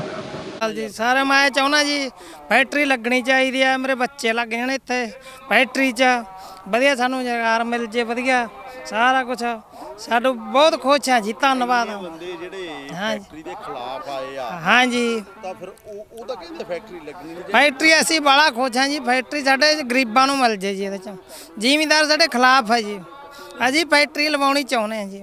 हाँ जी ਜ਼ਿਮੀਦਾਰ ਕਿਉਂ ਖਿਲਾਫ? ਇਹ ਖਿਲਾਫ ਜੀ ਕਹਿੰਦਾ ਸਾਡੇ ਧੂਆਂ ਫੈਲਰੂ ਫਲਾਣਾ ਫੈਲਰੂ, ਸਾਨੂੰ ਨਾ ਤਾਂ ਤੂੜੀ ਵੀ ਮਹਿੰਗੀ ਕਰਤੀ, ਕਣਕ ਵੀ ਮਹਿੰਗੀ ਕਰਤੀ, ਸਾਰਾ ਕੁਝ ਸਾਨੂੰ ਕੁਝ ਦੇ ਨਹੀਂ ਰਹੇ। ਸਾਨੂੰ ਤਾਂ ਇੱਥੋਂ ਹੀ ਮਿਲਣਾ ਜੀ ਸਾਰਾ ਕੁਝ। ਆਪਾਂ ਕਿਸੇ ਜਾਤ ਹਾਂ। ਧਰਮ ਜਾਂ ਵਰਗ ਦੀ ਗੱਲ ਨਹੀਂ ਕਰਦੇ, ਮੈਂ ਇਹ ਗੱਲ ਕਹਿਣਾ ਫੈਕਟਰੀ ਦਾ ਕੀ ਫਾਇਦਾ ਹੋਊਗਾ? ਫਾਇਦਾ ਸਾਨੂੰ ਜੀ ਸਾਡੇ ਜਵਾਕ ਅੜਕਣਗੇ ਇੱਥੇ, ਸਾਡੇ ਸਾਰਾ ਕੁਝ ਵਿਹਲੇ ਫਿਰਦੇ ਆ ਜੀ, 10-10 ਪੜ੍ਹ ਕੇ ਇੱਥੇ ਅੜਕਦੇ ਹੋ ਜਾਣਗੇ, ਵਧੀਆ ਜਵਾਕ ਨੌਕਰੀ 'ਚ ਲੱਗ ਜਾਣਗੇ ਜੀ ਵਧੀਆ। ਹਜੇ ਗੁਰਮੀਤ ਸਿੰਘ ਨੂੰ ਇਹੀ ਗੱਲ ਬੇਨਤੀ ਕਰੀ ਹੈ ਵੀ ਸਾਡੇ ਜਵਾਕ ਇੱਥੇ ਲੱਗਣੇ ਚਾਹੀਦੇ ਆ, ਭਈਆ ਨਾ ਕੋਈ ਆਵੇ ਵੀ। ਕਿ ਮਤਲਬ ਕਾਕਾ ਕੋਟੜਾ ਜੀ ਨੇ ਇੱਕ ਵੀਡੀਓ ਪਾ ਕੇ ਪੂਰੇ ਯੂਨੀਅਨ ਨੂੰ ਸੱਦਾ ਦਿੱਤਾ ਕਿ ਅਸੀਂ ਜ਼ਿਲ੍ਹੇ ਮਤਲਬ ਪੂਰਾ ਸਟੇਟ ਲੈਵਲ ਦਾ ਧਰਨਾ ਇੱਥੇ ਫੈਕਟਰੀ ਤੇ ਕਰਾਂਗੇ, ਜਦੋਂ ਕਿ ਅਸੀਂ ਬਾਰ-ਬਾਰ ਇਹਨਾਂ ਨੂੰ ਅਪਰੋਚ ਕਰ ਰਹੇ ਹਾਂ। ਅਸੀਂ ਡੱਲੇਵਾਲ ਸਾਹਿਬ ਨੂੰ ਵੀ ਅਪਰੋਚ ਕੀਤੀ, ਕਾਕਾ ਕੋਟੜਾ ਜੀ ਕੋਲੇ ਸਾਡੀ ਟੀਮ 5-7 ਵਾਰੀ ਉਹਨਾਂ ਦੇ ਘਰ ਜਾ ਚੁੱਕੀ ਆ, ਉਹਨਾਂ ਨੂੰ ਸਮਝਾਉਣ ਵਾਸਤੇ, ਦੱਸਣ ਵਾਸਤੇ ਕਿ ਭਾਈ ਅਸੀਂ ਕੀ ਫੈਕਟਰੀ ਲਾ ਰਹੇ ਹਾਂ, ਤੁਹਾਨੂੰ ਕੀ ਯੂਨੀਅਨ ਨੂੰ ਗੁੰਮਰਾਹ ਕੀਤਾ ਜਾ ਰਿਹਾ ਹੈ। ਕੁਝ ਲੋਕਾਂ ਤੋਂ ਸਾਡੇ ਪਿੰਡ ਦੇ ਜਾਂ ਨੇੜੇ ਰੂੜੇਕਿਆਂ ਦੇ ਈਰਖਾਬਾਜੀ 'ਚ ਆ ਕੇ ਮਤਲਬ ਜਿਹੜੇ ਗੁੰਮਰਾਹ ਕਰ ਰਹੇ ਨੇ, ਜੋ ਅਸਲੀਅਤ ਤੋਂ ਭਟਕਾ ਰਹੇ ਨੇ। ਅਸੀਂ ਉਹਨਾਂ ਨੂੰ ਕਿਹਾ ਕਿ ਤੁਸੀਂ ਸਾਡੇ ਨਾਲ ਮੀਟਿੰਗ ਕਰੋ ਜੁਆਇੰਟਲੀ, ਤੁਸੀਂ ਸਮਝੋ, ਸਾਡਾ ਪੱਖ ਵੀ ਸੁਣੋ, ਤੁਸੀਂ ਆਪਦੇ ਲੋਕਾਂ ਦਾ ਵੀ ਪੱਖ ਸੁਣੋ। ਜੇ ਤੁਹਾਨੂੰ ਲੱਗੇਗਾ ਕਿ ਅਸੀਂ ਕਿਤੇ ਗਲਤ ਹੈ ਔਰ ਸਾਡੇ ਪ੍ਰੋਜੈਕਟ ਦੇ ਵਿੱਚ ਕਿਤੇ ਇੱਕ ਪੈਸੇ ਦੀ ਵੀ ਕੋਈ ਪੋਲੂਸ਼ਨ ਦੀ, ਕੋਈ ਕਿਸੇ ਨੂੰ ਲੋਕਾਂ ਨੂੰ ਕੋਈ ਦਿੱਕਤ ਹੋਏਗੀ, ਅਸੀਂ ਪ੍ਰੋਜੈਕਟ ਬੰਦ ਕਰ ਦੇਂਗੇ। ਅਸੀਂ ਬਾਰ-ਬਾਰ ਉਹਨਾਂ ਨੂੰ ਇਹ ਰਿਕੁਐਸਟ ਕਰ ਰਹੇ ਹਾਂ ਕਿ ਤੁਸੀਂ ਸਾਡੇ ਨਾਲ ਬੈਠ ਕੇ ਟੇਬਲ ਤੇ ਤੁਸੀਂ ਗੱਲ ਕਰੋ। ਡੱਲੇਵਾਲ ਸਾਹਿਬ ਨਾਲ ਮੈਂ ਆਪ ਬਹੁਤ ਵਾਰੀ ਗੱਲ ਕੀਤੀ ਹੈ, ਮੈਂ ਵੀ ਉਹਨਾਂ ਨੂੰ ਇਹ ਬੇਨਤੀ ਕੀਤੀ ਜੀ ਤੁਸੀਂ ਦੋਨੇ ਪੱਖ ਸੁਣ ਲਓ, ਫਿਰ ਤੁਸੀਂ ਸਮਝਦਾਰ ਹੋ, ਜੋ ਚੀਜ਼ ਤੁਹਾਨੂੰ ਸਹੀ ਲੱਗੇਗੀ ਤੁਸੀਂ ਫੈਸਲਾ ਦਿਓ। ਪਰ ਜਦੋਂ 12 ਤਰੀਕ ਨੂੰ ਮੈਂ ਇਹ ਵੀਡੀਓ ਦੇਖੀ, ਮੈਨੂੰ ਬੜੀ ਹੈਰਾਨਗੀ ਹੋਈ ਕਿ ਉਹਦੇ 'ਚ ਮਤਲਬ ਕਾਕਾ ਕੋਟੜਾ ਜੀ ਕਹਿ ਰਹੇ ਜੀ ਸਾਨੂੰ ਤਾਂ ਇਹ ਪਤਾ ਹੀ ਨਹੀਂ ਕਿ ਪ੍ਰੋਜੈਕਟ ਕੀ ਲੱਗ ਰਿਹਾ। ਮੈਂ ਕਹਿ ਰਿਹਾ ਜੀ ਇੰਨਾ ਝੂਠ ਬੋਲਣ ਦੀ ਕੀ ਲੋੜ ਆ? ਤੁਹਾਡੇ ਘਰੇ ਜਾ ਕੇ ਅਸੀਂ ਤੁਹਾਨੂੰ ਦੱਸਿਆ ਕਿ ਕੀ ਪ੍ਰੋਜੈਕਟ ਲੱਗ ਰਿਹਾ, ਕੀ ਨਹੀਂ ਲੱਗ ਰਿਹਾ, ਔਰ ਤੁਸੀਂ ਸਾਡੇ ਹੱਕ 'ਚ ਹਾਮੀ ਭਰਦੇ ਰਹੋ ਕਿ ਅਗਰ ਪਰਾਲੀ ਵਾਲਾ ਪ੍ਰੋਜੈਕਟ ਲੱਗਦਾ ਜੀ ਇਹ ਤਾਂ ਬਹੁਤ ਅੱਛੀ ਗੱਲ ਹੈ। ਫਿਰ ਤੁਹਾਨੂੰ ਇਹ ਵੀ ਦੱਸਿਆ ਕਿ ਤੁਹਾਡੇ ਲੋਕ ਜਾਣਬੁੱਝ ਕੇ ਝੂਠ, ਬੇਬੁਨਿਆਦ, ਗੁੰਮਰਾਹ ਕਰਨ ਵਾਲਾ ਤੁਹਾਨੂੰ ਇਨਫੋਰਮੇਸ਼ਨ ਦੇ ਰਹੇ ਨੇ, ਜੋ ਸਹੀ ਨਹੀਂ ਹੈ। ਤੁਸੀਂ ਸਾਡੇ ਪੇਪਰ ਦੇਖ ਲਓ, ਸਾਡੀਆਂ ਅਪਰੂਵਲਾਂ ਦੇਖ ਲਓ, ਅਸੀਂ ਕੀ ਕਰ ਰਹੇ ਹਾਂ। ਤਾਂ ਇਸ ਕਰਕੇ ਬੜਾ ਦੁੱਖ ਲੱਗਿਆ ਕਿ ਯੂਨੀਅਨ ਇਹ ਆਪਸੀ ਲੜਾਈ ਨੂੰ ਕਿਤੇ ਨਾ ਕਿਤੇ ਉਹਦੇ ਸਾਡੇ ਪ੍ਰੋਜੈਕਟ ਨੂੰ ਖਿੱਚਣ ਦੀ ਕੋਸ਼ਿਸ਼ 'ਚ ਲੱਗੇ ਹੋਏ ਨੇ। ਇਹ ਜਿਹੜਾ ਅੱਜ ਇਹਨਾਂ ਨੇ ਧਰਨਾ ਇੱਥੇ ਰੱਖਿਆ ਪੂਰੇ ਪੰਜਾਬ ਲੈਵਲ ਦਾ, ਉਹਦਾ ਕੋਈ ਮਤਲਬ ਨਹੀਂ ਬਣਦਾ। ਇਹ ਇਦਾਂ ਲੱਗਦਾ ਕਿ ਜਾਣਬੁੱਝ ਕੇ ਇੱਕ ਬੇਬੁਨਿਆਦੀ ਜਾਂ ਇਹਨਾਂ ਨੇ ਆਪਸ 'ਚ ਧੜੇਬਾਜ਼ੀਆਂ ਨੂੰ ਇੱਕ ਦੂਸਰੇ ਨੂੰ ਉਹ ਕਰਨ ਵਾਸਤੇ, ਇਲਜ਼ਾਮ ਲਾਉਣ ਵਾਸਤੇ ਇਹਨਾਂ ਨੇ ਇਹ ਧਰਨਾ ਰੱਖਿਆ, ਪਰ ਮੋਹਰਾ ਸਾਨੂੰ ਬਣਾਇਆ ਜੀ। ਵਪਾਰੀ ਕਦੇ ਵੀ ਟਕਰਾਅ 'ਚ ਨਹੀਂ ਹੁੰਦਾ, ਪਰ ਤੁਸੀਂ ਬਰੋਬਰ ਧਰਨਾ ਲਾਇਆ ਅੱਜ, ਕਿਉਂ? ਇਹ ਸੋਚ ਕਿੱਥੋਂ ਆ ਗਈ ਵੀ ਆਪਾਂ ਟਕਰਾਅ ਲਈ ਵਿਸ਼ਵ ਦੇ ਵਿੱਚ? ਬਾਈ ਜੀ ਇਹ ਗੱਲ ਇੱਥੋਂ ਤੱਕ ਵੱਧਦੀ ਨਹੀਂ ਸੀ ਅਗਰ ਮੰਨ ਲਓ ਅਸੀਂ ਵਪਾਰੀ ਪਣੇ ਦੀ ਸੋਚ ਨਾ ਸੋਚਦੇ, ਕਿਉਂਕਿ ਮੇਰਾ ਮੰਨਣਾ ਇਹ ਹੈ ਬਈ ਇਹਨਾਂ ਦੇ ਕੋਈ ਵੀ ਨਿੱਜੀ ਸਵਾਰਥ ਹੋਣ, ਮੈਂ ਇੱਥੇ ਪਲਾਂਟ ਜਿਹੜਾ ਲਗਾ ਰਿਹਾ ਉਹ ਆਪਣੇ ਪਿੰਡ ਦੇ ਭਲੇ ਵਾਸਤੇ ਲਗਾ ਰਿਹਾ, ਠੀਕ ਹੈ ਨਾ ਜੀ। ਮੇਰਾ ਕੋਈ ਪਰਸਨਲ ਹਿੱਤ ਨਹੀਂ ਹੈ, ਮੇਰਾ ਸਭ ਤੋਂ ਵੱਡਾ ਹਿੱਤ ਇਹੀ ਹੈ ਕਿ ਮੈਂ ਆਪਦੇ ਪਿੰਡ ਦੇ ਭਲੇ ਵਾਸਤੇ, ਆਪਣੇ ਪਿੰਡ ਦੇ ਨੌਜਵਾਨਾਂ ਨੂੰ ਰੁਜ਼ਗਾਰ ਦੇਣ ਵਾਸਤੇ ਇਹ ਪਲਾਂਟ ਲਗਾ ਰਿਹਾ। ਟਕਰਾਓ ਦੀ ਜਿੱਥੋਂ ਤੱਕ ਗੱਲ ਇਹ ਤਾਂ ਪੈਦਾ ਹੋਈ ਕਿਉਂਕਿ ਮੇਰੇ ਪਿੰਡ ਦੇ ਲੋਕਾਂ ਨੇ, ਪਿੰਡ ਦੀ ਪੰਚਾਇਤ ਨੇ, ਪਿੰਡ ਦੀਆਂ ਕਮੇਟੀਆਂ ਨੇ, ਸਭ ਨੇ ਮੈਨੂੰ ਲਿਖ ਕੇ ਦਿੱਤਾ ਕਿ ਇਹ ਪ੍ਰੋਜੈਕਟ ਪਿੰਡ ਦੇ ਵਿੱਚ ਲੱਗਣਾ ਚਾਹੀਦਾ ਤਾਂ ਜੋ ਪਿੰਡ ਦੇ ਲੋਕਾਂ ਨੂੰ ਪਿੰਡ 'ਚ ਰੁਜ਼ਗਾਰ ਮਿਲੇ। ਪਰ ਜਦੋਂ ਯੂਨੀਅਨ ਨੇ ਬੰਦ ਨਹੀਂ ਕੀਤਾ ਤਾਂ ਪਿੰਡ ਦੇ ਲੋਕਾਂ ਨੇ ਇਹ ਫੈਸਲਾ ਕੀਤਾ ਕਿ ਅਗਰ ਇਹ ਹਟਾਉਣ ਵਾਲੇ ਪਾਸੇ ਨੂੰ ਧਰਨਾ ਲਾਉਣਗੇ ਤਾਂ ਅਸੀਂ ਹੁਣ ਪਿੰਡਾਂ 'ਚ ਜਾ ਕੇ ਲਵਾਉਣ ਵਾਲੇ ਪਾਸੇ ਨੂੰ ਧਰਨਾ ਲਵਾਵਾਂਗੇ। ਤਾਂ ਸਾਡਾ ਜਿੰਨਾ ਚਿਰ ਇਹਨਾਂ ਦਾ ਧਰਨਾ ਚੱਲੇਗਾ ਉਨਾ ਚਿਰ ਸਾਡਾ ਧਰਨਾ ਵੀ ਚੱਲੇਗਾ। ਔਰ ਅਸੀਂ ਹੁਣ ਪਿੰਡੋਂ ਪਿੰਡੀ ਜਾ ਕੇ, ਪੂਰੇ ਪਿੰਡ ਦੇ ਲੋਕ ਪਿੰਡੋਂ ਪਿੰਡੀ ਜਾ ਕੇ ਸਿੱਧੂਪੁਰ ਯੂਨੀਅਨ ਜਿਹੜਾ ਇਹ ਗਲਤ ਕਦਮ ਉਠਾ ਰਹੀ ਹੈ, ਇੱਕ ਪਾਸੇ ਤਾਂ ਅਸੀਂ ਕਹਿੰਦੇ ਸਾਡੀ ਪਰਾਲੀ ਦਾ ਹੱਲ ਹੋਵੇ, ਇੱਕ ਪਾਸੇ ਅਸੀਂ ਕਹਿੰਦੇ ਸਾਡੇ ਬੱਚਿਆਂ ਨੂੰ ਰੁਜ਼ਗਾਰ ਤੇ ਲੱਗਣ, ਔਰ ਇੱਕ ਪਾਸੇ ਅਸੀਂ ਕਹਿੰਦੇ ਕਿ ਸਾਡੇ ਪੰਜਾਬੀ ਕਾਰੋਬਾਰ ਵਿੱਚ ਆਉਣ, ਇਹ ਕਾਰਪੋਰੇਟ ਨਾ ਆਉਣ।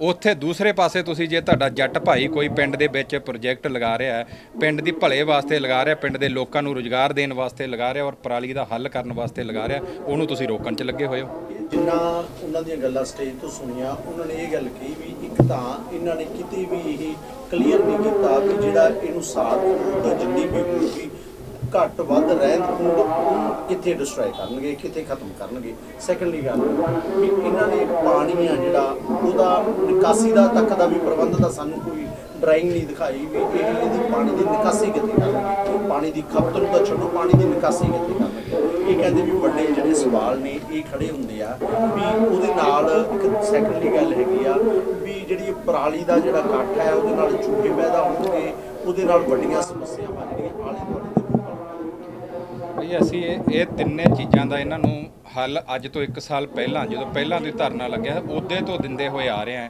ਇਹਨਾਂ ਨੂੰ ਅਸੀਂ ਦੱਸਿਆ ਕਿ ਅਸੀਂ ਪਰਾਲੀ ਨੂੰ ਗ੍ਰਾਈਂਡ ਕਰਨਾ ਹੈ, ਕੁਤਰਾ ਕਰਨਾ ਹੈ, ਉਹਨੂੰ ਪਾਊਡਰ ਬਣਾਉਣਾ ਹੈ, ਪਾਊਡਰ ਬਣਾ ਕੇ ਉਹਦੀਆਂ ਗੋਲੀਆਂ ਬਣਾਉਣੀਆਂ। ਉਹਦੇ 'ਚ ਪਾਣੀ ਦੀ ਲੋੜ ਕਿਤੇ ਵੀ ਨਹੀਂ, ਸਾਨੂੰ ਪਾਣੀ ਇੱਕ ਬੂੰਦ ਪਾਣੀ ਨਹੀਂ ਚਾਹੀਦਾ। ਸਾਡੇ ਇੱਥੇ ਖੇਤੀ ਵਾਲੀ ਜ਼ਮੀਨ ਹੋਣ ਕਰਕੇ 2 ਬੋਰ ਸੀ ਇਸ ਜ਼ਮੀਨ ਦੇ ਵਿੱਚ, ਅਸੀਂ ਆਪਦੇ ਗਵਾਂਢੀਆਂ ਨੂੰ ਦੇਤੇ ਕਿ ਵੀ ਸਾਨੂੰ ਕਿਹੜਾ ਜ਼ਰੂਰਤ ਹੈ। ਅਸੀਂ ਇੱਕ ਆਪਦਾ ਪਾਣੀ ਦਾ ਉਹ ਲਾਇਆ ਕਿ ਜਿੰਨੇ ਕੁ ਅਸੀਂ ਦਰਖਤ ਲਾਵਾਂਗੇ ਉਹਦੇ ਵਾਸਤੇ ਇੱਕ ਪਾਣੀ ਦਾ ਬੋਰ ਅਸੀਂ ਆਪਦੇ ਕੋਲੇ ਲਾਇਆ ਹੈ। ਦੂਸਰੀ ਚੀਜ਼, ਸਾਨੂੰ ਪਾਣੀ 1% ਯੂਜ ਨਹੀਂ ਕਰਨਾ, ਸਾਨੂੰ ਪਰਾਲੀ ਇੱਥੇ ਜਲਾਉਣੀ ਨਹੀਂ ਹੈ ਕੋਈ, ਠੀਕ ਹੈ ਨਾ। ਉਹਨੂੰ ਕੁਤਰਾ ਕਰਨਾ, ਉਹਨੂੰ ਪਾਊਡਰ ਬਣਾਉਣਾ, ਪਾਊਡਰ ਬਣਾ ਕੇ ਉਹਦੀਆਂ ਇੱਕ ਟੇਬਲੇਟ ਇਹੋ ਜਿਹੀਆਂ ਬਣਨਗੀਆਂ ਜਿਹੜੀਆਂ ਪਲਾਂਟਾਂ ਦੇ ਵਿੱਚ ਕੋਲੇ ਦੀ ਜਗ੍ਹਾ ਤੇ ਜਲ ਸਕਣ। ਪਹਿਲੀ ਗੱਲ, ਪਰਾਲੀ ਇੱਥੇ ਜਲਾਉਣੀ ਨਹੀਂ ਹੈ, ਜਿਹਦੇ ਨਾਲ ਕੋਈ ਪੋਲੂਸ਼ਨ ਦਾ ਕੋਈ ਖਤਰਾ ਹੀ ਨਹੀਂ ਹੋਣਾ। ਔਰ ਜਿੰਨਾ ਵੀ ਪ੍ਰੋਸੈਸ ਹੋਣਾ ਹੈ ਇਹ ਬੰਦ ਸ਼ੈੱਡ ਦੇ ਵਿੱਚ ਬਿਲਕੁਲ ਪਾਈਪਾਂ ਦੇ ਥਰੂ ਹੋਣਾ, ਕਿ ਮਤਲਬ ਕਿਸੇ ਨੂੰ ਕੋਈ ਧੂੜ ਮਿੱਟੀ ਇੱਥੇ ਦਿਖਣੀ ਵੀ ਨਹੀਂ ਹੈ। ਇਹ ਅਸੀਂ ਇਹਨਾਂ ਨੂੰ ਬਹੁਤ ਵਾਰ ਸਮਝਾ ਚੁੱਕੇ ਹਾਂ, ਤਾਂ ਇਹ ਸਭ ਕੁਝ ਸਮਝਣ ਤੋਂ ਬਾਅਦ ਵੀ ਉਹ ਚੀਜ਼ ਨੂੰ ਮੰਨਣ ਨੂੰ ਤਿਆਰ ਨਹੀਂ ਆ। ਇਹਨਾਂ ਨੂੰ ਸਾਰੇ ਅਸੀਂ ਅਪਰੂਵਲਸ ਦਿਖਾ ਚੁੱਕੇ ਹਾਂ, ਗਵਰਨਮੈਂਟ ਤੋਂ ਅਪਰੂਵਲਸ ਨੇ। ਇਹਨਾਂ ਨੂੰ ਇਹ ਵੀ ਦੱਸ ਚੁੱਕਿਆ ਕਿ ਯਾਰ ਇੱਥੇ ਲਾਗੇ ਸਾਡੇ ਭਿੱਖੀ ਇਹ ਪਲਾਂਟ ਲੱਗੀ ਜਾ ਰਿਹਾ ਔਰ ਬਸੋਂ ਦੇ ਵਿੱਚ ਲੱਗੀ ਜਾ ਰਿਹਾ, ਉੱਥੇ ਯੂਨੀਅਨ ਕਿਉਂ ਨਹੀਂ ਵਿਰੋਧ ਕਰਦੀ? ਕਿਉਂਕਿ ਉਹ ਇੱਥੋਂ ਉੱਥੇ ਇਸ ਕਰਕੇ ਵਿਰੋਧ ਨਹੀਂ ਕਰਦੀ, ਉਹ ਕੋਈ ਬੰਬੇ ਦੇ ਲਾਲੇ ਲਗਾ ਰਹੇ ਨੇ, ਕੋਈ ਬਿਜ਼ਨਸ ਫੈਮਿਲੀ ਦੇ ਲੋਕ ਲਗਾ ਰਹੇ ਨੇ, ਬਸ ਉਹਨਾਂ ਤੋਂ ਡਰ ਹੈ, ਉੱਥੇ ਜਾ ਕੇ ਕੋਈ ਵਿਰੋਧ ਨਹੀਂ ਕਰਦਾ। ਇੱਥੇ ਤੁਹਾਡਾ ਜੱਟ ਭਾਈ ਮੁੰਡਾ ਲਗਾ ਰਿਹਾ, ਪਿੰਡ ਦਾ ਮੁੰਡਾ ਲਗਾ ਰਿਹਾ, ਤਾਂ ਈਰਖਾਬਾਜ਼ੀ 'ਚ ਵਿਰੋਧ ਹੋ ਰਿਹਾ, ਇਦੋਂ ਜ਼ਿਆਦਾ ਕੁਝ ਨਹੀਂ ਹੈ ਇਹਦੇ 'ਚ।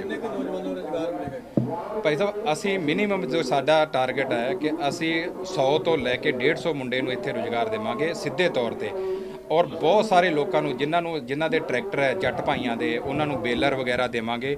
ਔਰ ਉਹ ਬੇਲਰਾਂ ਦੇ ਉੱਤੇ ਤੁਸੀਂ ਅਗਰ ਐਵਰੇਜ ਵੀ ਤੁਸੀਂ 2-2 3-3 ਬੰਦਿਆਂ ਨੂੰ ਰੁਜ਼ਗਾਰ ਮੰਨੋ ਤਾਂ 30 ਤੋਂ 35 ਬੇਲਰ ਲੱਗਣੇ, ਤਾਂ 100 ਕੁ ਬੰਦੇ ਨੂੰ ਰੁਜ਼ਗਾਰ ਉਹਦੇ ਥਰੂ ਅਸਿੱਧੇ ਤੌਰ ਤੇ ਮਿਲੇਗਾ। ਟੋਟਲ ਮਿਲਾ ਕੇ ਸਿੱਧੇ ਔਰ ਅਸਿੱਧੇ ਤੌਰ ਤੇ 200 ਤੋਂ 250 ਬੰਦੇ ਨੂੰ ਇੱਥੇ ਰੁਜ਼ਗਾਰ ਮਿਲੇਗਾ। ਉਹਨਾਂ ਨੇ ਇਸ ਰੁਜ਼ਗਾਰ ਨੂੰ ਲੈ ਕੇ ਵੀ ਸਵਾਲ ਖੜੇ ਕੀਤੇ ਆ ਵੀ ਜ਼ਿਆਦਾਤਰ ਫੈਕਟਰੀਆਂ ਦੇ ਵਿੱਚ ਆ ਜਿਹੜੇ ਪੰਜਾਬ ਤੋਂ ਬਾਹਰਲੇ ਪ੍ਰਵਾਸੀ ਲੋਕ ਰੁਜ਼ਗਾਰ ਤੇ ਲਾਏ ਜਾਂਦੇ ਆ, ਵੀ ਇੱਥੇ ਵੀ ਸਾਡੇ ਨਾਲ ਇਹੀ ਹੋਣਾ ਵੀ ਜੇ ਫੈਕਟਰੀ ਚੱਲ ਪੈਂਦੀ ਆ ਇਹਦਾ ਜਿਹੜਾ ਵੀ ਅਸੀਂ ਖਮਿਆਜਾ ਅਸੀਂ ਭੁਗਤਣਾ, ਪਰ ਜਿਹੜੇ ਸਾਡੇ ਰੁਜ਼ਗਾਰ ਆ ਉਹ ਘੱਟ ਰੇਟ ਦੇ ਉੱਤੇ ਲਾ ਲਈਏ ਵੀ ਪ੍ਰਵਾਸੀਆਂ ਨੂੰ ਜ਼ਿਆਦਾ ਦੇ ਦੇਣਗੇ। ਕੋਈ ਇਹਦੀ ਇਸ ਮਾਮਲੇ ਦੇ ਨਹੀਂ ਐਕਚੁਅਲੀ ਜੀ ਮੈਂ ਤੁਹਾਨੂੰ ਪਹਿਲਾਂ ਇਹ ਦੱਸ ਦਿਆਂ, ਇਹ ਯੂਨੀਅਨ ਨੇ ਅਸੀਂ ਪਹਿਲਾਂ ਵਿਰੋਧ ਕੀਤਾ ਸੀ, ਸਾਡਾ ਗੁਰਾਹਾਂ ਯੂਨੀਅਨ ਨੇ। ਅਸੀਂ ਉਹਨਾਂ ਨੂੰ ਜਾ ਕੇ ਪੇਪਰ ਦਿਖਾਏ, ਉਹਨਾਂ ਨੇ ਸਾਡੀਆਂ ਚੀਜ਼ਾਂ ਨੂੰ ਸਮਝਿਆ, ਸਮਝ ਕੇ ਉਹਨਾਂ ਨੇ ਇੱਕਦਮ ਤਸੱਲੀ ਕਰ ਲਈ ਕਿ ਨਹੀਂ, ਇਹ ਬੰਦੇ ਦੀ ਭਾਵਨਾ ਆਪਦੇ ਪਿੰਡ ਦੇ ਲੋਕਾਂ ਨੂੰ ਰੁਜ਼ਗਾਰ ਦੇਣ ਵਾਸਤੇ, ਆਪਦੇ ਇਲਾਕੇ ਦੇ ਲੋਕਾਂ ਨੂੰ ਰੁਜ਼ਗਾਰ ਦੇਣ ਵਾਸਤੇ ਇਹ ਪਹਿਲ ਕਰ ਰਿਹਾ।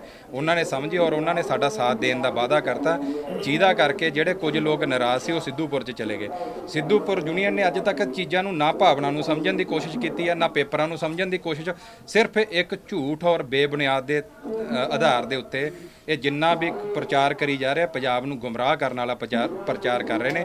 ਮੈਂ ਤਾਂ ਅੱਜ ਇੱਥੋਂ ਤੱਕ ਇਹਨਾਂ ਨੂੰ ਕਹਿਤਾ ਸੀ, ਪ੍ਰਸ਼ਾਸਨ ਨੂੰ, ਮੈਂ ਡੀਸੀ ਸਾਹਿਬ ਨਾਲ ਔਰ ਐਸਐਸਪੀ ਸਾਹਿਬ ਨਾਲ ਗੱਲ ਕੀਤੀ ਕਿ ਮੈਂ ਇਹਨਾਂ ਨੂੰ ਸਪਸ਼ਟੀਕਰਨ, ਅਗਰ ਇਹਨਾਂ ਨੂੰ ਕੋਈ ਗਲਤ ਫਹਿਮੀ ਹੈ ਨਾ ਕਿ ਵੀ ਹਾਂ ਪ੍ਰੋਜੈਕਟ 'ਚ ਇਹ ਦਿੱਕਤ ਹੋਏਗੀ, ਮੈਂ ਇਹਨਾਂ ਦੀ ਸਟੇਜ ਤੋਂ ਇਹਨਾਂ ਨੂੰ ਸਪਸ਼ਟੀਕਰਨ ਦੇਣ ਵਾਸਤੇ ਅੱਜ ਬੇਨਤੀ ਕੀਤੀ ਸੀ, ਜਿਹਦੇ ਤੋਂ ਇਹਨਾਂ ਨੇ ਪੂਰੀ ਨਾ ਕਰਤੀ ਕਿ ਅਸੀਂ ਸਾਡੀ ਸਟੇਜ ਤੋਂ ਨਹੀਂ ਬੋਲਣ ਦੇਵਾਂਗੇ। ਇਹ ਵੀ ਗੱਲ ਚੱਲੀ ਵੀ ਤੁਸੀਂ ਅੱਜ ਇਹਨਾਂ ਕੋਲ ਪ੍ਰਸ਼ਾਸਨ ਗਿਆ ਸੀ, ਗੁਰਮੀਤ ਸਿੰਘ ਤੁਹਾਡੇ ਨਾਲ ਟੇਬਲ ਟਾਕ ਕਰਨਾ ਚਾਹੁੰਦੇ, ਪਰ ਉਹ ਕਹਿੰਦੇ ਵੀ ਟੇਬਲ ਟਾਕ ਦਾ ਜਰੀਆ ਕਿਸ ਤਰ੍ਹਾਂ ਹੋ ਜਾਂਦਾ ਜਦ ਸਾਹਮਣੇ ਕ੍ਰਾਸ ਦੇ ਵਿੱਚ ਧਰਨਾ, ਚੁਣੌਤੀ ਦੇ ਵਿੱਚ ਧਰਨਾ ਲੱਗਿਆ ਹੋਊਗਾ, ਫਿਰ ਉਹ ਟੇਬਲ ਟਾਕ ਕੀ ਮਾਇਨੇ ਰੱਖਦੀ ਹੈ? ਟੇਬਲ ਟਾਕ ਤਾਂ ਸਰ ਅਸੀਂ ਤਾਂ ਅੱਜ ਤੋਂ ਨਹੀਂ, ਧਰਨਾ ਅਸੀਂ ਤਾਂ ਅੱਜ ਲਾਇਆ। ਇਹਨਾਂ ਨੇ ਤਾਂ 6 ਮਹੀਨਿਆਂ ਤੋਂ ਬੈਠੇ ਹੋਏ। ਅਸੀਂ 6 ਮਹੀਨਿਆਂ ਤੋਂ ਜਿੰਨੇ ਵਾਰ ਗਏ ਆ ਅਸੀਂ ਇਹਨਾਂ ਦੇ ਕੋਲੇ, ਅਸੀਂ ਹਰ ਵਾਰ ਇੱਕੋ ਹੀ ਚੀਜ਼ ਕਹੀ ਹੈ ਕਿ ਅਸੀਂ ਤੁਹਾਡੇ ਨਾਲ ਬੈਠ ਕੇ ਤੁਸੀਂ ਸਾਡੀ ਵੀ ਸੁਣੋ, ਆਪਦਾ ਵੀ ਪੱਖ ਸੁਣੋ, ਸਾਡਾ ਵੀ ਸੁਣੋ, ਫਿਰ ਜੇ ਸਾਡੇ 'ਚ ਕੋਈ ਗਲਤ ਲੱਗੇਗੀ ਸਾਨੂੰ ਜੋ ਤੁਸੀਂ ਉਹ ਕਹੋਗੇ ਅਸੀਂ ਮੰਨਣ ਨੂੰ ਤਿਆਰ ਹਾਂ। ਔਰ ਹਰ ਚੀਜ਼ ਅਸੀਂ ਕੋਰੇ ਕਾਗਜ਼ ਤੇ ਲਿਖ ਕੇ ਦੇਣ ਨੂੰ ਤਿਆਰ ਹਾਂ ਕਿ ਨਾ ਸਾਡੇ ਤੇ ਪੋਲੂਸ਼ਨ।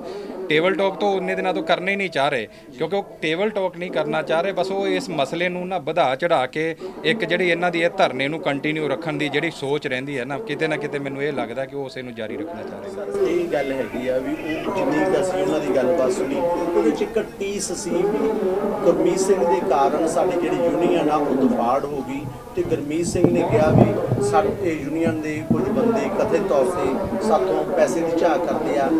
ਮੈਂ ਇਹਨੂੰ ਪੋਲਾਈਟਲੀ ਢੰਗ ਨਾਲ ਕਹਾਂਗੇ ਵੀ ਇਹਨੂੰ ਕਿਵੇਂ ਪੈਚ ਅਪ ਕੀਤਾ ਜਾ ਸਕਦਾ ਹੈ। ਦੇਖੋ ਜੀ, ਇਹ ਚੀਜ਼ ਤਾਂ ਜਿੰਨੇ ਵਾਰੀ ਅਸੀਂ ਪਹਿਲੀ ਗੱਲ ਤਾਂ ਅਸੀਂ ਯੂਨੀਅਨ ਨਾ ਤਾਂ ਯੂਨੀਅਨ 2 ਫਾੜ ਕਰਨ 'ਚ, ਨਾ 1 ਫਾੜ ਕਰਨ 'ਚ ਅਸੀਂ ਕਦੇ ਨਾ ਯੂਨੀਅਨ ਬਾਜੀ 'ਚ ਵਿਸ਼ਵਾਸ ਬਹੁਤ ਜ਼ਿਆਦਾ ਰੱਖਿਆ, ਨਾ ਇਹ 2 ਫਾੜ ਕਰਨ 'ਚ। ਪਹਿਲਾਂ ਉਗਰਾਹਾਂ ਯੂਨੀਅਨ ਸਾਡੇ ਪਿੰਡ ਸੀ ਤਾਂ ਇਹਨਾਂ ਨੇ ਸਿੱਧੂਪੁਰ ਬਣਾਈ, ਜਿਹੜੇ ਬੰਦਿਆਂ ਨੇ ਉਹੀ ਛੱਡ ਕੇ ਉਦੋਂ ਤਾਂ ਇਹਨਾਂ ਨੂੰ ਡੱਲੇਵਾਲ ਸਾਹਿਬ ਨੂੰ ਇਹ ਤਾਂ ਉਦੋਂ ਚਾਹੀਦਾ ਸੀ ਕਿ ਪਿੰਡ ਤੋਂ ਆ ਕੇ ਬੰਦਿਆਂ ਦੀ ਬੈਕਗਰਾਉਂਡ ਚੈੱਕ ਕਰਨੀ ਚਾਹੀਦੀ ਸੀ ਕਿ ਇਹ ਬੰਦੇ ਕਿੱਦਾਂ ਦੇ ਨੇ, ਇਹ ਦਲ ਬਦਲੂ ਨੇ ਜਾਂ ਕਿਤੇ ਸਟੈਂਡ ਕਰਨ ਵਾਲੇ ਨੇ।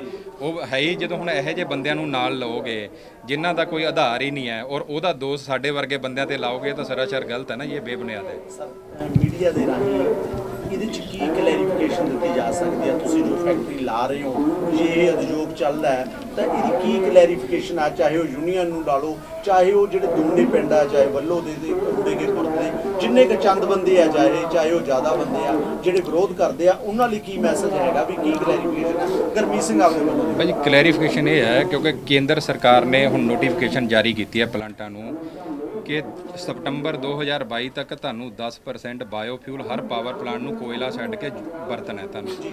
ਉਹਦੇ ਲਈ ਹੁਣ ਪੂਰੇ ਇੱਕ ਬਾਇਓਮਾਸ ਮਿਸ਼ਨ ਬਣਾਇਆ ਹੈ ਸੈਂਟਰ ਗਵਰਨਮੈਂਟ ਨੇ, ਜਿਹਦੇ ਤਹਿਤ ਉਹਨਾਂ ਨੇ ਹਰ ਤਹਿਸੀਲ ਦੇ ਵਿੱਚ ਹਰ ਨੇੜੇ ਪਿੰਡਾਂ ਦੇ ਵਿੱਚ ਪਰਾਲੀ ਦੇ ਖਾਤਮੇ ਵਾਸਤੇ ਇਹ ਪਲਾਂਟ ਲਗਾਉਣੀ ਹੈ। ਇਹ ਚਾਹੇ ਸਿੱਧੂਪੁਰ ਰੋਕਦੀ ਰਹੇ, ਹਾਂ ਇਹ ਹੋ ਸਕਦਾ ਹੈ ਕਿ ਇਹ ਪਲਾਂਟ ਬੱਲੋ 'ਚ ਨਾ ਲੱਗੇ, ਕਿਤੇ ਹੋਰ ਲੱਗੇ, ਗੁਰਮੀਤ ਸਿੰਘ ਨਾ ਲਗਾਏ, ਕੋਈ ਹੋਰ ਲਗਾਏ, ਉਹ ਤਾਂ ਹੋ ਸਕਦਾ, ਪਰ ਇਹੋ ਜਿਹੇ ਪਲਾਂਟ ਤਾਂ ਲੱਗਣਗੇ। ਇਹ ਸਿੱਧੂਪੁਰ ਯੂਨੀਅਨ ਰੋਕ ਨਹੀਂ ਸਕਦੀ, ਇਹਨੂੰ ਕਾਨੂੰਨੀ ਤੌਰ ਤੇ ਕੋਈ ਨਹੀਂ ਰੋਕ ਸਕਦਾ, ਇਹ ਗੈਰ ਕਾਨੂੰਨੀ ਤੌਰ ਤੇ ਰੋਕ ਰਹੇ ਨੇ। ਇਸ ਕਰਕੇ ਮੈਂ ਸਰਦਾਰ ਭਗਵੰਤ ਮਾਨ ਜੀ ਨੂੰ ਵੀ ਇੱਕ ਮੇਲ ਪਾਈ ਹੈ, ਉਹਨਾਂ ਨੂੰ ਵੀ ਪੂਰੇ ਪ੍ਰਸ਼ਾਸਨ ਨੂੰ ਵੀ ਅਸੀਂ ਇਹ ਚੀਜ਼ ਦੱਸੀ ਹੈ ਕਿ ਇੱਕ ਪਾਸੇ ਤਾਂ ਤੁਸੀਂ ਬਾਹਰਲੀਆਂ ਸਟੇਟਾਂ ਦੇ ਵਿੱਚ ਐਡਵਰਟਾਈਜ਼ਮੈਂਟ ਦੇ ਰਹੇ ਹੋ ਕਿ ਤੁਸੀਂ ਪੰਜਾਬ ਦੇ ਵਿੱਚ ਆ ਕੇ ਇੰਡਸਟਰੀ ਲਗਾਓ, ਅਸੀਂ ਤੁਹਾਨੂੰ ਇੱਕ ਵਧੀਆ ਸ਼ਾਂਤਮਈ ਮਾਹੌਲ ਪ੍ਰਦਾਨ ਕਰਾਂਗੇ। ਇਹ ਵੱਡੀਆਂ ਫੁੱਲ ਪੇਜ ਦੀਆਂ ਐਡਾਂ ਪੰਜਾਬ ਸਰਕਾਰ ਬਾਹਰਲੀਆਂ ਸਟੇਟਾਂ 'ਚ ਲਗਾ ਰਹੀ ਹੈ ਔਰ ਇੱਕ ਪਾਸੇ ਅਸੀਂ ਪੰਜਾਬ ਦੇ ਜਿਹੜੇ ਜੰਮੇ ਜਾਏ ਆ ਇੱਥੇ ਪੰਜਾਬ ਦੇ ਵਿੱਚ ਇੰਡਸਟਰੀ ਲਗਾਉਣਾ ਚਾਹ ਰਹੇ ਹਾਂ, ਉੱਥੇ ਇਹੋ ਜਿਹੇ ਮਤਲਬ ਲੋਕ ਆ ਕੇ ਜਿਨ੍ਹਾਂ ਨੂੰ ਨਾ ਫੈਕਟਰੀ ਦੀ ਸਮਝ ਹੈ ਨਾ ਬਿਜ਼ਨਸ ਦੀ ਸਮਝ ਹੈ, ਉਹ ਆ ਕੇ ਬੇਮਤਲਬ ਦਾ ਵਿਰੋਧ ਕਰਨ 'ਚ ਲੱਗੇ ਹੋਏ ਆ। ਉਹਨਾਂ ਨੂੰ ਪ੍ਰਸ਼ਾਸਨ ਕਿਤੇ ਨਾ ਕਿਤੇ ਰੋਕਣ 'ਚ ਨਾਕਾਮਯਾਬ ਹੈ। ਅਗਰ ਮਾਹੌਲ ਪੰਜਾਬ ਦੇ ਵਿੱਚ ਇਹੋ ਜਿਹਾ ਰਹੇਗਾ ਤਾਂ ਕੋਈ ਵੀ ਇਨਵੈਸਟਰ ਪੰਜਾਬ ਦੇ ਵਿੱਚ ਨਹੀਂ ਆਏਗਾ ਔਰ ਅਗਰ ਇਨਵੈਸਟਰ ਪੰਜਾਬ ਦੇ ਵਿੱਚ ਜਾਂ ਫੈਕਟਰੀਆਂ ਪੰਜਾਬ ਦੇ ਵਿੱਚ ਨਹੀਂ ਆਉਣਗੀਆਂ ਤਾਂ ਪੰਜਾਬ ਦੇ ਨੌਜਵਾਨੀ ਨੂੰ ਪੰਜਾਬ ਛੱਡ ਕੇ ਕਿਤੇ ਬਾਹਰ ਰੁਜ਼ਗਾਰ ਵਾਸਤੇ ਜਾਣਾ ਹੀ ਪਏਗਾ। ਉਹ ਚਾਹੇ ਵਿਦੇਸ਼ਾਂ ਦੇ ਵਿੱਚ ਹੋਵੇ, ਚਾਹੇ ਦੂਸਰੀਆਂ ਸਟੇਟਾਂ ਦੇ ਵਿੱਚ ਹੋਵੇ, ਉਹ ਜਾਣਾ ਹੀ ਪਏਗਾ ਔਰ ਨਾ ਹੀ ਜਦੋਂ ਤੱਕ ਇਨਵੈਸਟਮੈਂਟ ਨਹੀਂ ਆਏਗੀ ਪੰਜਾਬ ਸਰਕਾਰ ਦੀ ਆਮਦਨ 'ਚ ਵਾਧਾ ਹੋਵੇ, ਨਾ ਹੀ ਪੰਜਾਬ ਦੀ ਤਰੱਕੀ ਹੋਵੇ। ਇਹ ਜ਼ਰੂਰੀ ਹੈ। ਮੇਰਾ ਲਾਸਟ ਸਵਾਲ ਹੈ, ਤੁਸੀਂ ਪੰਜਾਬ ਤੋਂ ਬਾਹਰ ਵੀ ਕਿੱਤਾ ਕਰਦੇ ਹੋ, ਸ਼ਾਇਦ ਇਹੋ ਜਿਹੀ ਹਾਂਜੀ ਸਰ, ਉੱਥੇ ਕੀ ਦਿੱਕਤਾਂ ਇਹੋ ਜਿਹੀਆਂ ਆਉਂਦੀਆਂ ਨੇ? ਵਾਕਈ ਜੋ ਗੁਰਮੀਤ ਸਿੰਘ ਦੇ ਦਿਲ ਦੇ ਵਿੱਚ ਹੈ, ਇਹ ਵੀ ਗੱਲ ਆਪਾਂ ਧਰਮ ਨੂੰ ਮੰਨ ਕੇ ਕਹੀਏ ਵੀ ਵਾਕਈ ਉੱਥੇ ਵੀ ਯੂਨੀਅਨਾਂ ਕੋਈ ਵਿਰੋਧ ਕਰਦੀਆਂ ਨੇ ਜਾਂ ਉੱਥੋਂ ਦੀਆਂ ਜਿਹੜੀਆਂ ਕੋਈ ਜਥੇਬੰਦੀਆਂ ਨੇ, ਸਮਾਜਿਕ ਨੇ, ਇਨਕਲਾਬੀ ਜਥੇਬੰਦੀਆਂ, ਉਹ ਵੀ ਵਿਰੋਧ ਕਰਦੀਆਂ ਨੇ ਕਿ ਨਹੀਂ? ਬਈ ਮੈਂ ਪਰਮਾਤਮਾ ਨੂੰ ਹਾਜ਼ਰ ਨਾਜ਼ਰ ਜਾਣ ਕੇ ਉਹ ਫਰਕ ਦੱਸਣਾ ਚਾਹ ਰਿਹਾ ਕਿਉਂਕਿ ਇਸ ਚੀਜ਼ ਦੀ ਦਰਦ ਮੇਰੇ ਦਿਲ 'ਚ ਬਹੁਤ ਜ਼ਿਆਦਾ ਹੈ ਕਿਉਂਕਿ ਮੈਂ 2 ਪਲਾਂਟ ਜਿਹੜੇ ਕੋਲੇ ਦੇ ਆਧਾਰਿਤ ਨੇ, ਇਹ ਤਾਂ ਅਸੀਂ ਬਾਇਓਫਿਊਲ ਤੇ ਲਗਾ ਰਹੇ ਹਾਂ, ਅਸੀਂ ਉੱਥੇ ਗੁਜਰਾਤ ਦੇ ਵਿੱਚ 2 ਪਲਾਂਟ ਲਗਾਏ ਨੇ। ਸਾਨੂੰ 1 ਪੈਸੇ ਦਾ ਬਗਾਨੇ ਹੋਣ ਦੇ ਬਾਵਜੂਦ ਵੀ ਉੱਥੇ ਲੋਕਾਂ ਦਾ ਸਹਿਯੋਗ ਮਿਲਿਆ, 1 ਪੈਸੇ ਦਾ ਕੋਈ ਵਿਰੋਧ ਨਹੀਂ ਮਿਲਿਆ। ਗੁਜਰਾਤ ਅੱਜ ਤਰੱਕੀ ਤੇ ਜਿਹੜਾ ਹੈਗਾ ਅੱਜ ਇੰਡੀਆ ਦਾ ਨੰਬਰ 1 ਸੂਬਾ ਬਣਿਆ ਹੋਇਆ ਔਰ ਸਭ ਤੋਂ ਜ਼ਿਆਦਾ ਜਿਹਦੀ ਇਕਨੋਮੀ ਗਰੋਥ ਹੋ ਰਹੀ ਹੈ ਉਹ ਇਸ ਕਰਕੇ ਹੋ ਰਹੀ ਹੈ ਕਿਉਂਕਿ ਉੱਥੇ ਇੱਕ ਵੀ ਯੂਨੀਅਨ ਬਾਜੀ ਨਹੀਂ ਹੈ। ਉੱਥੇ ਅੱਜ ਇੰਡਸਟਰੀ ਨੂੰ ਇੰਨਾ ਕੁ ਸੇਫ ਹੈ ਕਿ ਉੱਥੇ ਕੋਈ ਕਿਸੇ ਤਰ੍ਹਾਂ ਦੀ ਨਾ ਕੋਈ ਮਜ਼ਦੂਰ ਯੂਨੀਅਨ ਹੈ, ਨਾ ਕੋਈ ਕਿਸਾਨ ਯੂਨੀਅਨ ਹੈ, ਨਾ ਕਿਸੇ ਤਰ੍ਹਾਂ ਦੀ ਕੋਈ ਯੂਨੀਅਨ ਨਹੀਂ ਹੈ। ਸਿਰਫ ਪ੍ਰਸ਼ਾਸਨ ਆਪਣੇ ਢੰਗ ਨਾਲ ਕੰਮ ਕਰਦਾ, ਇਸ ਕਰਕੇ ਇੰਡਸਟਰੀਲਿਸਟ ਦਾ ਵਿਸ਼ਵਾਸ ਉੱਥੇ ਜ਼ਿਆਦਾ ਹੈ। ਹਰ ਇੰਡਸਟਰੀਲਿਸਟ ਬਿਜ਼ਨਸਮੈਨ ਉਧਰ ਨੂੰ ਸ਼ਿਫਟ ਹੋ ਰਿਹਾ। 2011 ਦੇ ਵਿੱਚ ਇਹਨਾਂ ਚੀਜ਼ਾਂ ਦਾ ਕਰਕੇ ਅਸੀਂ ਗੁਜਰਾਤ ਦੇ ਵਿੱਚ ਸ਼ਿਫਟ ਹੋ ਗਏ। ਪੰਜਾਬ ਦਾ ਬਦਕਿਸਮਤੀ ਇਹ ਹੈ ਕਿ ਪੰਜਾਬ ਦੇ ਵਿੱਚ ਯੂਨੀਅਨਬਾਜੀ ਹੋਣੀ ਚਾਹੀਦੀ ਸੀ ਪਰ ਕਿਸਾਨਾਂ ਦੇ ਹਿੱਤਾਂ ਵਾਸਤੇ ਹੋਣੀ ਚਾਹੀਦੀ ਸੀ। ਇਹ ਕਿਸਾਨਾਂ ਨੂੰ ਮਾਰਨ ਵਾਸਤੇ ਯੂਨੀਅਨਬਾਜੀ ਹੋ ਰਹੀ ਹੈ, ਨੌਜਵਾਨਾਂ ਦੇ ਰੁਜ਼ਗਾਰ ਖੋਹਣ ਵਾਸਤੇ ਯੂਨੀਅਨਬਾਜੀ ਹੋ ਰਹੀ ਹੈ ਔਰ ਪੰਜਾਬ ਦਾ ਜਿਹੜਾ ਅੱਜ ਹਾਲ ਹੋ ਰਿਹਾ ਹੈ ਅਗਰ ਉਹਦੇ ਲਈ ਸਰਕਾਰਾਂ ਜ਼ਿੰਮੇਵਾਰ ਹੈ ਤਾਂ ਉਦੋਂ ਕਈ ਗੁਣਾ ਜ਼ਿਆਦਾ ਵੱਧ ਕੇ ਇਹ ਕਿਸਾਨ ਯੂਨੀਅਨਾਂ ਜ਼ਿੰਮੇਵਾਰ ਨੇ। ਮੇਰਾ ਇਹੀ ਪਿੰਡ ਹੈ ਜੱਦੀ ਬੱਲੋ ਜੀ, ਤੇ ਜਿਹੜੀ ਇਹ ਫੈਕਟਰੀ ਲੱਗ ਰਹੀ ਹੈ ਜੀ, ਇੱਕ ਬਹੁਤ ਵਧੀਆ ਪਲਾਂਟ ਹੈ। ਦੇਖੋ ਜੀ, ਜਿਵੇਂ ਪਰਾਲੀ ਨੂੰ ਅੱਗ ਲਾਉਂਦੇ ਆ ਕਿਸਾਨ, ਬਹੁਤ ਸਾਰੇ ਨੁਕਸਾਨ ਹੁੰਦੇ ਆ ਇਹਦੇ ਨਾਲ। ਪਰਾਲੀਆਂ ਦੇਖੋ ਧੂਏ ਨਾਲ ਕਿੰਨੇ ਜ਼ਿਆਦਾਤਰ ਐਕਸੀਡੈਂਟ ਹੋਏ ਨੇ, ਆਪਾਂ ਦੇਖਦੇ ਹਾਂ ਬਹੁਤ ਜ਼ਿਆਦਾ ਐਕਸੀਡੈਂਟ ਹੋਏ ਨੇ। ਇਹਦੇ ਵਿੱਚ ਜ਼ਿਆਦਾਤਰ ਵਾਤਾਵਰਨ ਵੀ ਬਹੁਤ ਦੂਸ਼ਿਤ ਹੋਇਆ। ਦੇਖੋ ਕਿੰਨੇ ਪਸ਼ੂ ਪੰਛੀ ਬਹੁਤ ਜ਼ਿਆਦਾ ਪ੍ਰਭਾਵਿਤ ਹੋਏ ਇਸ ਨਾਲ। ਇਸ ਪਲਾਂਟ ਦਾ ਇਹ ਫਾਇਦਾ ਜੀ, ਇਹਦੇ ਨਾਲ ਮਤਲਬ ਕਿ ਜਿਹੜੀ ਪਰਾਲੀ ਰਹਿੰਦ ਖੂੰਹਦ ਹੈ ਉਹਦੀ ਸਾਰੀ ਜਿਹੜਾ ਵੇਸਟ ਆ ਸਾਰਾ ਜੀ, ਉਹ ਕੋਲੇ ਦੇ ਰੂਪ ਵਿੱਚ ਬਦਲਿਆ ਜਾਣਾ ਤੇ ਉਹਦੀ ਜਿਹੜੀ ਵਰਤੋਂ ਆ ਬਾਹਰ ਇੰਡਸਟਰੀ 'ਚ ਹੋਊਗੀ ਜੀ। ਤੇ ਅਸੀਂ ਬੇਨਤੀ ਕਰਦੇ ਹਾਂ ਗੁਰਮੀਤ ਸਿੰਘ ਜੀ ਨੂੰ ਵੀ ਹਾਂ ਜੀ ਜਿਹੜਾ ਪਲਾਂਟ ਹੈ ਸਰਕਾਰ ਨੂੰ ਬੇਨਤੀ ਕਰਦੇ ਵੀ ਲਾਗੂ ਹੋਣਾ ਚਾਹੀਦਾ ਜੀ ਪਲਾਂਟ ਸਾਡਾ। ਤਾਂ ਕੀ ਲੱਗਦਾ ਵੀ ਆਲੇ ਦੁਆਲੇ ਦੇ ਪਿੰਡਾਂ ਦੇ ਮਜ਼ਦੂਰਾਂ ਦੀ ਕੋਈ ਹਾਲਤ ਸੁਧਰੂ? ਜੀ ਹਾਂ, ਬਹੁਤ ਇਹਦੇ ਵਿੱਚ ਰਿਸਪੌਂਸ ਮਿਲਣ ਦੀ ਸੰਭਾਵਨਾ ਹੈਗੀ ਮਜ਼ਦੂਰਾਂ ਨੂੰ। ਤੇ ਜਿਵੇਂ ਅਸੀਂ ਬੇਰੁਜ਼ਗਾਰ ਹਾਂ, ਆਧੁਨਿਕ ਯੁੱਗ ਦੇ ਵਿੱਚ ਸਾਡਾ ਜੋ ਰੁਜ਼ਗਾਰ ਆ ਖਤਮ ਹੋ ਗਿਆ ਮਸ਼ੀਨਰੀ ਨੇ ਤੇ ਜਨਸੰਖਿਆ ਵਧਣ ਦੇ ਕਾਰਨ 200-250 ਬੰਦਾ ਜਿਹੜਾ ਇੱਥੇ ਕੰਮ ਦੇ ਲੱਗੂਗਾ ਸਾਡਾ, ਉਹਦੇ ਵਿੱਚ ਸਾਨੂੰ ਪਰਿਵਾਰਾਂ ਨੂੰ ਬਹੁਤ ਫਾਇਦਾ ਹੋਣ ਵਾਲਾ ਜੀ। ਹਾਂਜੀ ਇੱਥੇ ਇਕੱਲਾ ਇਹ ਵੀ ਗੱਲ ਕਹਿ ਰਿਹਾ ਵੀ ਇਹਦੇ ਨਾਲ ਪਾਣੀ ਦੂਸ਼ਿਤ ਹੋ ਜਾਊਗਾ, ਇਹਦੇ ਨਾਲ ਜਿਹੜੀ ਮਿੱਟੀ ਦੂਸ਼ਿਤ ਹੋਊਗੀ, ਇਹਦੇ ਨਾਲ ਚੂਹੇ ਪੈਦਾ ਹੋ ਜਾਣਗੇ, ਕੁਝ ਇਸ ਤਰ੍ਹਾਂ ਦੀਆਂ ਗੱਲਾਂ ਵੀ ਚੱਲ ਰਹੀਆਂ ਕਿ ਪਹਿਲਾਂ ਕਦੇ ਇਹੋ ਜਿਹੇ ਪਲਾਂਟ 'ਚ ਕੰਮ ਕੀਤਾ? ਨਹੀਂ, ਪਲਾਂਟ 'ਚ ਤਾਂ ਨਹੀਂ ਸ਼ਾਇਦ ਕੰਮ ਕੀਤਾ ਸੀ। ਨਹੀਂ ਜੀ, ਪਲਾਂਟ 'ਚ ਨਹੀਂ ਕੰਮ ਕੀਤਾ ਹੈਗਾ। ਵੈਸੇ ਅਸੀਂ ਗੁਰਮੀਤ ਸਿੰਘ ਨੂੰ ਜੀ ਜਾਣਦੇ ਹਾਂ ਜੀ, ਵੈਸੇ ਉਹ ਬਹੁਤ ਵਧੀਆ ਇਨਸਾਨ ਨੇ, ਜਿਵੇਂ ਉਹਨਾਂ ਨੇ ਤਾਂ ਪਹਿਲਾਂ ਹੀ ਦੱਸ ਚੁੱਕਿਆ ਇਸ ਗੱਲ ਬਾਰੇ, ਤੇ ਪਰ ਐਸਾ ਉਹ ਨਹੀਂ ਕਰਦੇ ਹੈਗੇ ਆਪਣੇ ਵਾਤਾਵਰਨ ਖਾਤਰ, ਆਪਣੇ ਪਿੰਡ ਖਾਤਰ। ਐਸਾ ਕਿਵੇਂ ਕਰ ਸਕਦੇ ਨੇ, ਜਿਵੇਂ ਦੱਸ ਚੁੱਕੇ ਨੇ ਤੁਹਾਨੂੰ। ਉਹ ਕੀ ਕਹਿਣਾ ਚਾਹੋਗੇ? ਕਹਿੰਦੇ ਵੀ ਤੁਸੀਂ ਵੀ ਯੂਨੀਅਨ ਦੇ ਕਈ ਨੁਮਾਇੰਦਿਆਂ ਤੱਕ, ਅਹੁਦੇਦਾਰਾਂ ਤੱਕ ਅਪਰੋਚ ਕੀਤੀ ਸੀ ਇਸ ਮਾਮਲੇ ਨੂੰ ਲੈ ਕੇ। ਹਾਂਜੀ, ਇਹ ਗੱਲ ਸੱਚ ਹੈ। ਅਸੀਂ ਇੱਕ ਵਾਰ ਤਾਂ ਗਏ ਸੀ ਆਪਣੇ ਤਾਜੋ ਗੁਰਦੁਆਰਾ ਸਾਹਿਬ ਆ ਜੀ, ਉੱਥੇ ਡੱਲੇਵਾਲ ਸਾਹਿਬ ਆਏ ਸੀਗੇ, ਕਾਕਾ ਕੋਲਡਾ ਜੀ ਵੀ ਆਏ ਸੀ, 2-3 ਹੋਰ ਵੀ ਅਹੁਦੇਦਾਰ ਆਏ ਸੀ। ਅਸੀਂ ਉੱਥੇ ਗੱਲ ਕਰੀ ਉਹਨਾਂ ਨਾਲ ਵੀ, ਐਂ ਕਰਕੇ ਅਸੀਂ ਆਪ ਦਾ ਪੱਖ ਦੱਸਿਆ ਵੀ ਆਹ ਗੱਲ ਹੈ ਜੀ, ਉੱਥੇ ਧਰਨਾ ਲੱਗਿਆ ਹੋਇਆ, ਸਾਡੇ ਪਿੰਡ ਦਾ ਬੰਦਾ ਕੋਈ ਜਾ ਨਹੀਂ ਰਿਹਾ ਉੱਥੇ, ਵੀ ਕੋਈ ਲੜਾਈ ਵਾਲਾ ਕੰਮ ਨਾ ਹੋ ਜੇ, ਵੀ ਇਹਦਾ ਮਸਲੇ ਦਾ ਹੱਲ ਕਰੋ ਜੀ। ਜਦੋਂ ਐਂ ਗੱਲਾਂ ਚੱਲੀ ਗਈਆਂ, ਡੱਲੇਵਾਲ ਸਾਹਿਬ ਵਧੀਆ ਬੋਲੇ, ਪਹਿਲਾਂ ਵਧੀਆ ਗੱਲਬਾਤ ਕੀਤੀ। ਉਸ ਤੋਂ ਬਾਅਦ ਲਾਸਟ ਤੇ ਅਸੀਂ ਉਹਨਾਂ ਨੂੰ ਆਖਿਆ ਵੀ ਚਲੋ ਅਸੀਂ ਮੱਕੀ ਦਾ ਬੀਜ ਦਈਏ ਜੀ ਗਊਆਂ ਨੂੰ। ਡੱਲੇਵਾਲ ਸਾਹਿਬ ਦੀ ਉਹ ਗੱਲ ਸਾਨੂੰ ਵਧੀਆ ਨਹੀਂ ਲੱਗੀ। ਡੱਲੇਵਾਲ ਸਾਹਿਬ ਕਹਿੰਦੇ ਵੀ ਇਹ ਵੀ ਸੋਚ ਕੇ ਦੱਸਾਂਗੇ ਜੀ ਮੱਕੀ ਵਾਸਤੇ। ਉਸ ਤੋਂ ਬਾਅਦ ਅਸੀਂ ਥੋੜ੍ਹੇ ਚਿਰ ਬਾਅਦ ਕਾਕਾ ਕੋਲਡਾ ਦੇ ਘਰੇ ਗਏ, ਮੈਂ ਤੇ ਇਹ ਮੁੰਡਾ। ਉਸ ਤੋਂ ਬਾਅਦ ਕਾਕਾ ਕੋਲਡਾ ਜੀ ਨਾਲ ਗੱਲ ਕੀਤੀ, ਵਧੀਆ ਗੱਲ ਕੀਤੀ। ਉਹਨਾਂ ਨੇ ਚਾਹ ਪਿਆਈ ਸਾਨੂੰ ਘਰੇ ਗਿਆ ਨੂੰ ਜੀ, ਸਾਰਾ ਪੁੱਛਿਆ। ਅਸੀਂ ਆਖਿਆ ਵੀ ਆਹ ਗੱਲ ਹੈ। ਉਹਨਾਂ ਨੇ ਸਾਡੇ ਪਿੰਡ ਦੇ ਮੁੰਡੇ ਦਾ ਨਾਂ ਲਿੱਤਾ ਵੀ ਉਹਨੇ ਇਹ ਤਾਂ ਕੰਮ ਸ਼ੁਰੂ ਕੀਤਾ ਜੀ, ਸਾਡੇ ਤਾਂ ਹੁਣ ਮਰਿਆ ਗੱਲ ਸੱਪ ਪਾਤਾ। ਇਸ ਤਰ੍ਹਾਂ ਗੱਲ ਚੱਲਦੀ ਰਹੀ। ਫਿਰ ਪਿੱਛੋਂ ਲਾਸਟ ਤੇ ਸਾਨੂੰ ਕਹਿੰਦਾ ਵੀ ਤੁਸੀਂ ਇਹਦਾ ਹੱਲ ਦੱਸੋ, ਕੀ ਹੋਣਾ ਚਾਹੀਦਾ। ਅਸੀਂ ਆਖਿਆ ਜੀ ਅਸੀਂ ਤਾਂ ਵੀ ਇਹ ਚੱਲਣੀ ਚਾਹੀਦੀ ਹੈ ਫੈਕਟਰੀ। ਜੇ ਸਾਡੇ ਪਿੰਡ ਦਾ ਜਿਹੜਾ ਮੁੰਡਾ ਗਾ ਉਹਨੂੰ ਤੁਹਾਡੇ ਕੋਲੇ ਬੁਲਾਉਣੇ ਆ, ਉਹ ਤੁਹਾਨੂੰ ਸਾਰਾ ਸਮਝਾਊਗਾ ਵੀ ਇਹਦਾ ਫਾਇਦਾ ਕੀ ਹੈ, ਨੁਕਸਾਨ ਕੀ ਹੈ। ਜੇ ਇਹਦਾ ਕੋਈ ਨੁਕਸਾਨ ਹੋਇਆ ਅਸੀਂ ਵੀ ਤੁਹਾਡੇ ਨਾਲ ਹਾਂ। ਉਸ ਤੋਂ ਬਾਅਦ ਥੋੜ੍ਹੇ ਦਿਨਾਂ ਬਾਅਦ ਸਾਨੂੰ ਕਹਿੰਦਾ ਵੀ 5-6 ਦਿਨਾਂ ਬਾਅਦ ਫਿਰ ਗਏ। ਸਰਪੰਚ ਆ ਮੁੰਡਾ ਸਾਬਕਾ ਕੋਲਡੇ ਤੋਂ, ਪਾਲਾ ਸਿੰਘ। ਅਸੀਂ ਉਹਦੇ ਨਾਲ ਗੱਲ ਕੀਤੀ, ਕਹਿੰਦਾ ਚਲੋ ਹੋ ਸਕਦਾ ਉਹ ਆਪਣੇ ਘਰੇ ਆ ਜੀ। ਮੈਂ ਗੁਰਮੀਤ ਨੂੰ ਸੂਰਤ ਤੋਂ ਬੁਲਾਇਆ ਜੀ, ਇੱਕ ਦਿਨ ਪਹਿਲਾਂ ਸੂਰਤ ਤੋਂ ਇਹ ਆਇਆ। ਕਹਿੰਦਾ ਮੈਂ ਕਿਹਾ ਜੇ ਤੂੰ ਨਹੀਂ ਆਉਂਦਾ ਤਾਂ ਅਗਲਾ ਖੂਆ ਨਹੀਂ, ਗੱਲ ਕਰਨ ਨਹੀਂ ਆਉਂਦਾ। ਜਦੋਂ ਇਹਨੂੰ ਅਸੀਂ ਬੁਲਾਇਆ ਸੂਰਤ ਤੋਂ, ਪਾਲੇ ਦੇ ਘਰੇ ਗਏ ਸ਼ਾਮ ਨੂੰ, ਤੇ ਉਹਨੂੰ ਅਸੀਂ 3-4 ਫੋਨ ਲਾਏ। ਉਹ ਕਹਿੰਦਾ ਵੀ ਮੈਂ ਘਰੇ ਤਾਂ ਇਕੱਲਾ ਆ ਨਹੀਂ ਸਕਦਾ। ਅਸੀਂ ਆਖਿਆ ਵੀ 2 ਜਾਣੇ ਪਿੰਡ ਦੇ ਹੋਰ ਲਿਓ, ਵੀ ਤੁਹਾਡੇ ਪਿੰਡ ਦੇ ਬੰਦੇ ਬੈਠੇ ਆ, ਘਰੇ ਹੀ ਗੱਲ ਕਰਨੀ ਆ। ਉਹ ਕਹਿੰਦਾ ਵੀ ਮੈਂ ਇਕੱਲਾ ਨਹੀਂ ਆ ਸਕਦਾ ਜੀ। ਉਹ ਉੱਥੇ ਆਇਆ ਨਹੀਂ। ਅਸੀਂ ਜਿਹੜੇ 2 ਬੰਦੇ ਉੱਥੇ ਹੈਗੇ ਸੀ, ਸਰਪੰਚ ਸਾਹਿਬ ਹੈਗੇ ਸੀ, ਗੁਰਮੀਤ ਜੀ, ਉਹਨਾਂ ਨੂੰ ਸਾਰੀ ਆਪਦੀ ਗੱਲ ਦੱਸੇ। ਉਹ ਕਹਿੰਦੇ ਵੀ ਸਹੀ ਹੈ, ਗੱਲ ਤਾਂ ਲੱਗਣੀ ਚਾਹੀਦੀ ਹੈ ਜੇ ਇੱਦਾਂ ਹੈਗਾ ਤਾਂ। ਉਸ ਤੋਂ ਬਾਅਦ ਜੀ ਫਿਰ ਉਹ ਕਹਿੰਦਾ 23-24 ਤਰੀਕ ਨੂੰ ਆਪਾਂ ਬੁਲਾ ਲੈਂਦੇ ਹਾਂ ਜੀ, ਸਾਡਾ ਇੱਥੇ ਕੋਈ ਚੰਡੀਗੜ੍ਹ ਧਰਨਾ ਸੀ। ਅਸੀਂ ਆਖਿਆ ਠੀਕ ਹੈ ਜੀ। ਮੈਂ 25 ਤਰੀਕ ਨੂੰ ਫਿਰ ਬੁਲਾ ਲਿਆ ਗੁਰਬੀਰ ਸਿੰਘ ਨੂੰ ਜੀ। ਤੇ ਉਸ ਤੋਂ ਬਾਅਦ ਉਹ ਕਹਿੰਦਾ ਵੀ ਯਾਰ ਬੈਠਣ ਦਾ ਫਾਇਦਾ ਤਾਂ ਹੈ ਨਹੀਂ, ਲੱਗਣ ਤਾਂ ਅਸੀਂ ਦੇ ਇੱਦਾਂ ਗੱਲ ਹੋਈ। ਇੱਥੇ ਪਹੁੰਚਣ ਦੇ ਧੰਨਵਾਦ ਆ। ਮੈਂ ਪਿਛਲੇ 8 ਸਾਲਾਂ ਤੋਂ ਇਹ ਕੰਪਨੀ ਦੇ ਨਾਲ ਜੁਆਇੰਟ ਹਾਂ। ਪਿਛਲੇ 8 ਸਾਲਾਂ ਤੋਂ ਕੰਮ ਕਰ ਰਿਹਾ। ਪਹਿਲਾਂ ਮੈਂ ਸੂਰਤ ਗੁਜਰਾਤ ਦੇ ਵਿੱਚ ਕੋਲੇ ਦੇ ਕੰਮ ਦੇ ਵਿੱਚ ਗਿਆ ਸੀਗਾ। ਉੱਥੇ ਮੈਂ 3 ਸਾਲ ਜੋਬ ਕੀਤੀ ਹੈਗੀ। ਘਰੇ ਮੈਂ ਇਕੱਲਾ ਸੀਗਾ ਜੀ, ਇਕੱਲਾ ਮੁੰਡਾ ਗਾ। ਘਰੇ ਵੀ ਪ੍ਰੋਬਲਮਾਂ ਸੀਗੀਆਂ ਪਿੱਛੇ। ਉੱਥੇ ਫਿਰ ਮੈਨੂੰ ਸਹੀ ਨਹੀਂ ਆਉਂਦਾ ਸੀਗਾ। ਫਿਰ ਮੈਂ ਭਾਜੀ ਨੂੰ ਕਿਹਾ ਜੀ, ਮੈਂ ਕਿਹਾ ਵੀ ਮੇਰੀ ਸੈਟਿੰਗ ਪੰਜਾਬ 'ਚ ਕਰੋ ਜੀ, ਕਿੱਦਾਂ ਨਾ ਕਿੱਦਾਂ ਕਰਕੇ, ਵੀ ਮੈਨੂੰ ਜੀ ਘਰੇ ਫੈਮਿਲੀ ਦਾ ਔਖਾ ਗਾ ਪਿੱਛੇ। ਉਹ ਕਹਿੰਦੇ ਚਲੋ ਕੋਈ ਗੱਲ ਨਹੀਂ, ਆਪਾਂ ਦੇਖਦੇ ਹਾਂ। ਅਤੇ 2014 ਦੇ ਵਿੱਚ ਅਸੀਂ ਸੈਰਾਮਿਕ ਦਾ ਕੰਮ ਸਟਾਰਟ ਕੀਤਾ ਜੀ ਲੁਧਿਆਣੇ। ਅਤੇ ਅਸੀਂ ਫਿਰ ਸ਼ੋਰੂਮ ਸਟਾਰਟ ਕੀਤੇ ਬਰਨਾਲੇ, ਭੁੱਚੋ, ਬਠਿੰਡੇ। ਸਾਡੇ ਸੈਰਾਮਿਕ ਟਾਇਲ ਦੇ ਸ਼ੋਰੂਮ ਆ। ਅੱਜ ਮੈਂ ਬਰਨਾਲੇ ਜੋਬ ਕਰ ਰਿਹਾ ਜੀ ਟਾਇਲ ਦੇ ਸ਼ੋਰੂਮ 'ਤੇ। ਸਵੇਰੇ ਜਾਣਾ, ਸ਼ਾਮ ਨੂੰ ਘਰੇ ਆਉਣਾ ਗਾ। ਜੇ ਅਗਰ ਮੈਂ ਗੁਜਰਾਤ ਦੇ ਵਿੱਚ ਹੁੰਦਾ ਤਾਂ ਮੈਨੂੰ ਘਰ ਦੀਆਂ ਪ੍ਰੋਬਲਮਾਂ ਸਾਰੀਆਂ, ਉਹ ਮੈਨੂੰ ਮਤਲਬ ਬਹੁਤ ਪ੍ਰੋਬਲਮ ਸੀਗੀ ਉਹਦੇ ਵਿੱਚ। ਬਾਕੀ ਜਿਹੜਾ ਇਹ ਪਲਾਂਟ ਲੱਗ ਰਿਹਾ ਗਾ, ਇਹ ਕਹਿ ਰਿਹਾ ਹੈ ਜੀ ਪ੍ਰਦੂਸ਼ਣ ਹੋਊਗਾ। ਇੱਕ ਚੀਜ਼ ਤੁਸੀਂ ਸਮਝੋ ਜੀ, ਪ੍ਰਦੂਸ਼ਣ ਹੋਊ ਕਿੱਦਾਂ?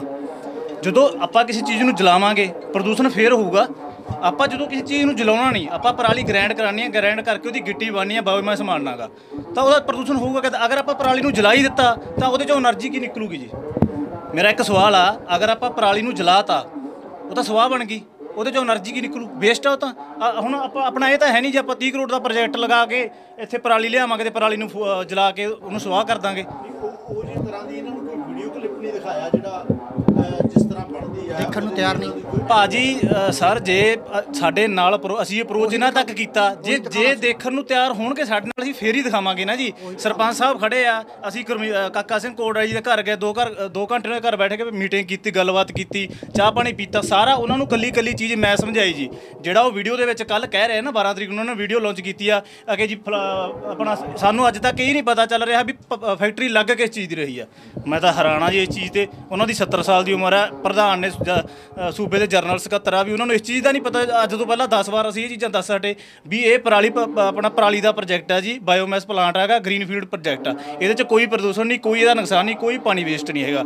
ਜਦੋਂ ਸਾਡੀ ਉਹ ਗੱਲ ਸੁਣਨ ਨੂੰ ਤਿਆਰ ਨਹੀਂ। ਹੁਣ ਇੱਕ ਚੀਜ਼ ਆ ਜੀ, ਅਗਰ ਆਪਣਾ ਕੋਈ ਝਗੜਾ ਡਿਸਪਿਊਟ ਬਣਦਾ ਆਪਣਾ, ਅਗਰ ਤੁਸੀਂ ਮੇਰੀ ਕੋਈ ਗੱਲ ਹੀ ਨਹੀਂ ਸੁਣੋਗੇ ਤਾਂ ਉਹਦਾ ਮਸਲਾ ਕਿੱਦਾਂ ਹੱਲ ਹੋਊਗਾ? ਨਹੀਂ ਹੋਊਗਾ ਨਾ ਜੀ।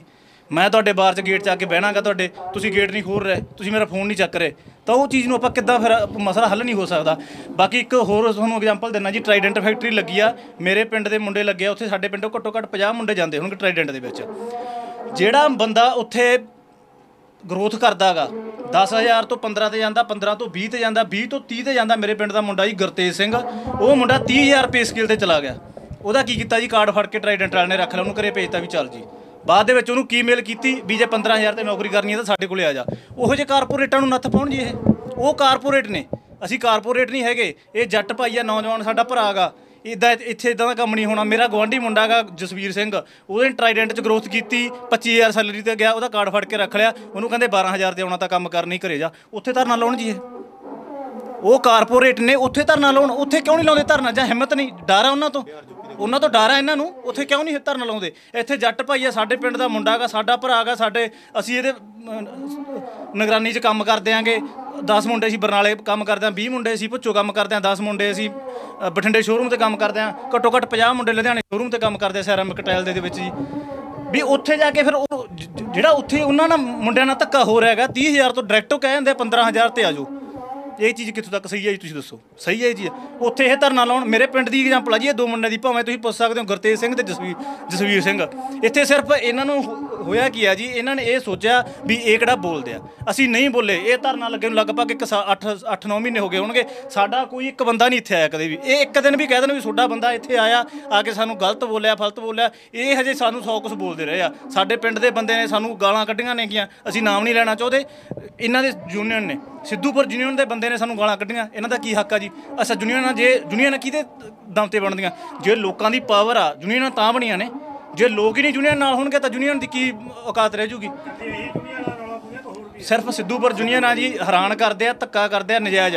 ਅਗਰ ਕੱਲ੍ਹ ਨੂੰ ਇੱਥੇ ਕੋਈ ਗੱਲਬਾਤ ਹੁੰਦੀ ਹੈ ਤਾਂ ਸਿੱਧੂਪੁਰ ਯੂਨੀਅਨ ਜ਼ਿੰਮੇਵਾਰ ਹੋਊਗੀ। ਕੱਲ੍ਹ ਨੂੰ ਇੱਥੇ ਕੁਛ ਵੀ ਹੋ ਸਕਦਾ, ਕਿਉਂਕਿ ਅਸੀਂ ਬੇਰੁਜ਼ਗਾਰ ਹਾਂ। ਹੁਣ ਜੇ ਮੈਂ ਘਰੋਂ ਇਕੱਲਾ ਸੀ, ਮੈਂ ਸੂਰਤ ਗਿਆ ਜੀ, ਜੌਬ ਕੀਤੀ 3 ਸਾਲ, ਚਲੋ ਮੈਂ ਜਿਵੇਂ ਕੀਤੀ, ਪਰ ਮੈਂ ਭਾਜੀ ਨੂੰ ਕਿਹਾ ਮੈਂ ਮੇਰੀ ਸੈਟਿੰਗ ਪੰਜਾਬ ਕਰੋ ਜੀ। ਮੇਰੀ ਸੈਟਿੰਗ ਕਰਤੀ, ਕਿੰਨਿਆਂ ਕੁ ਦੀ ਸੈਟਿੰਗ ਕਰਨਗੇ ਜੀ ਦੱਸੋ?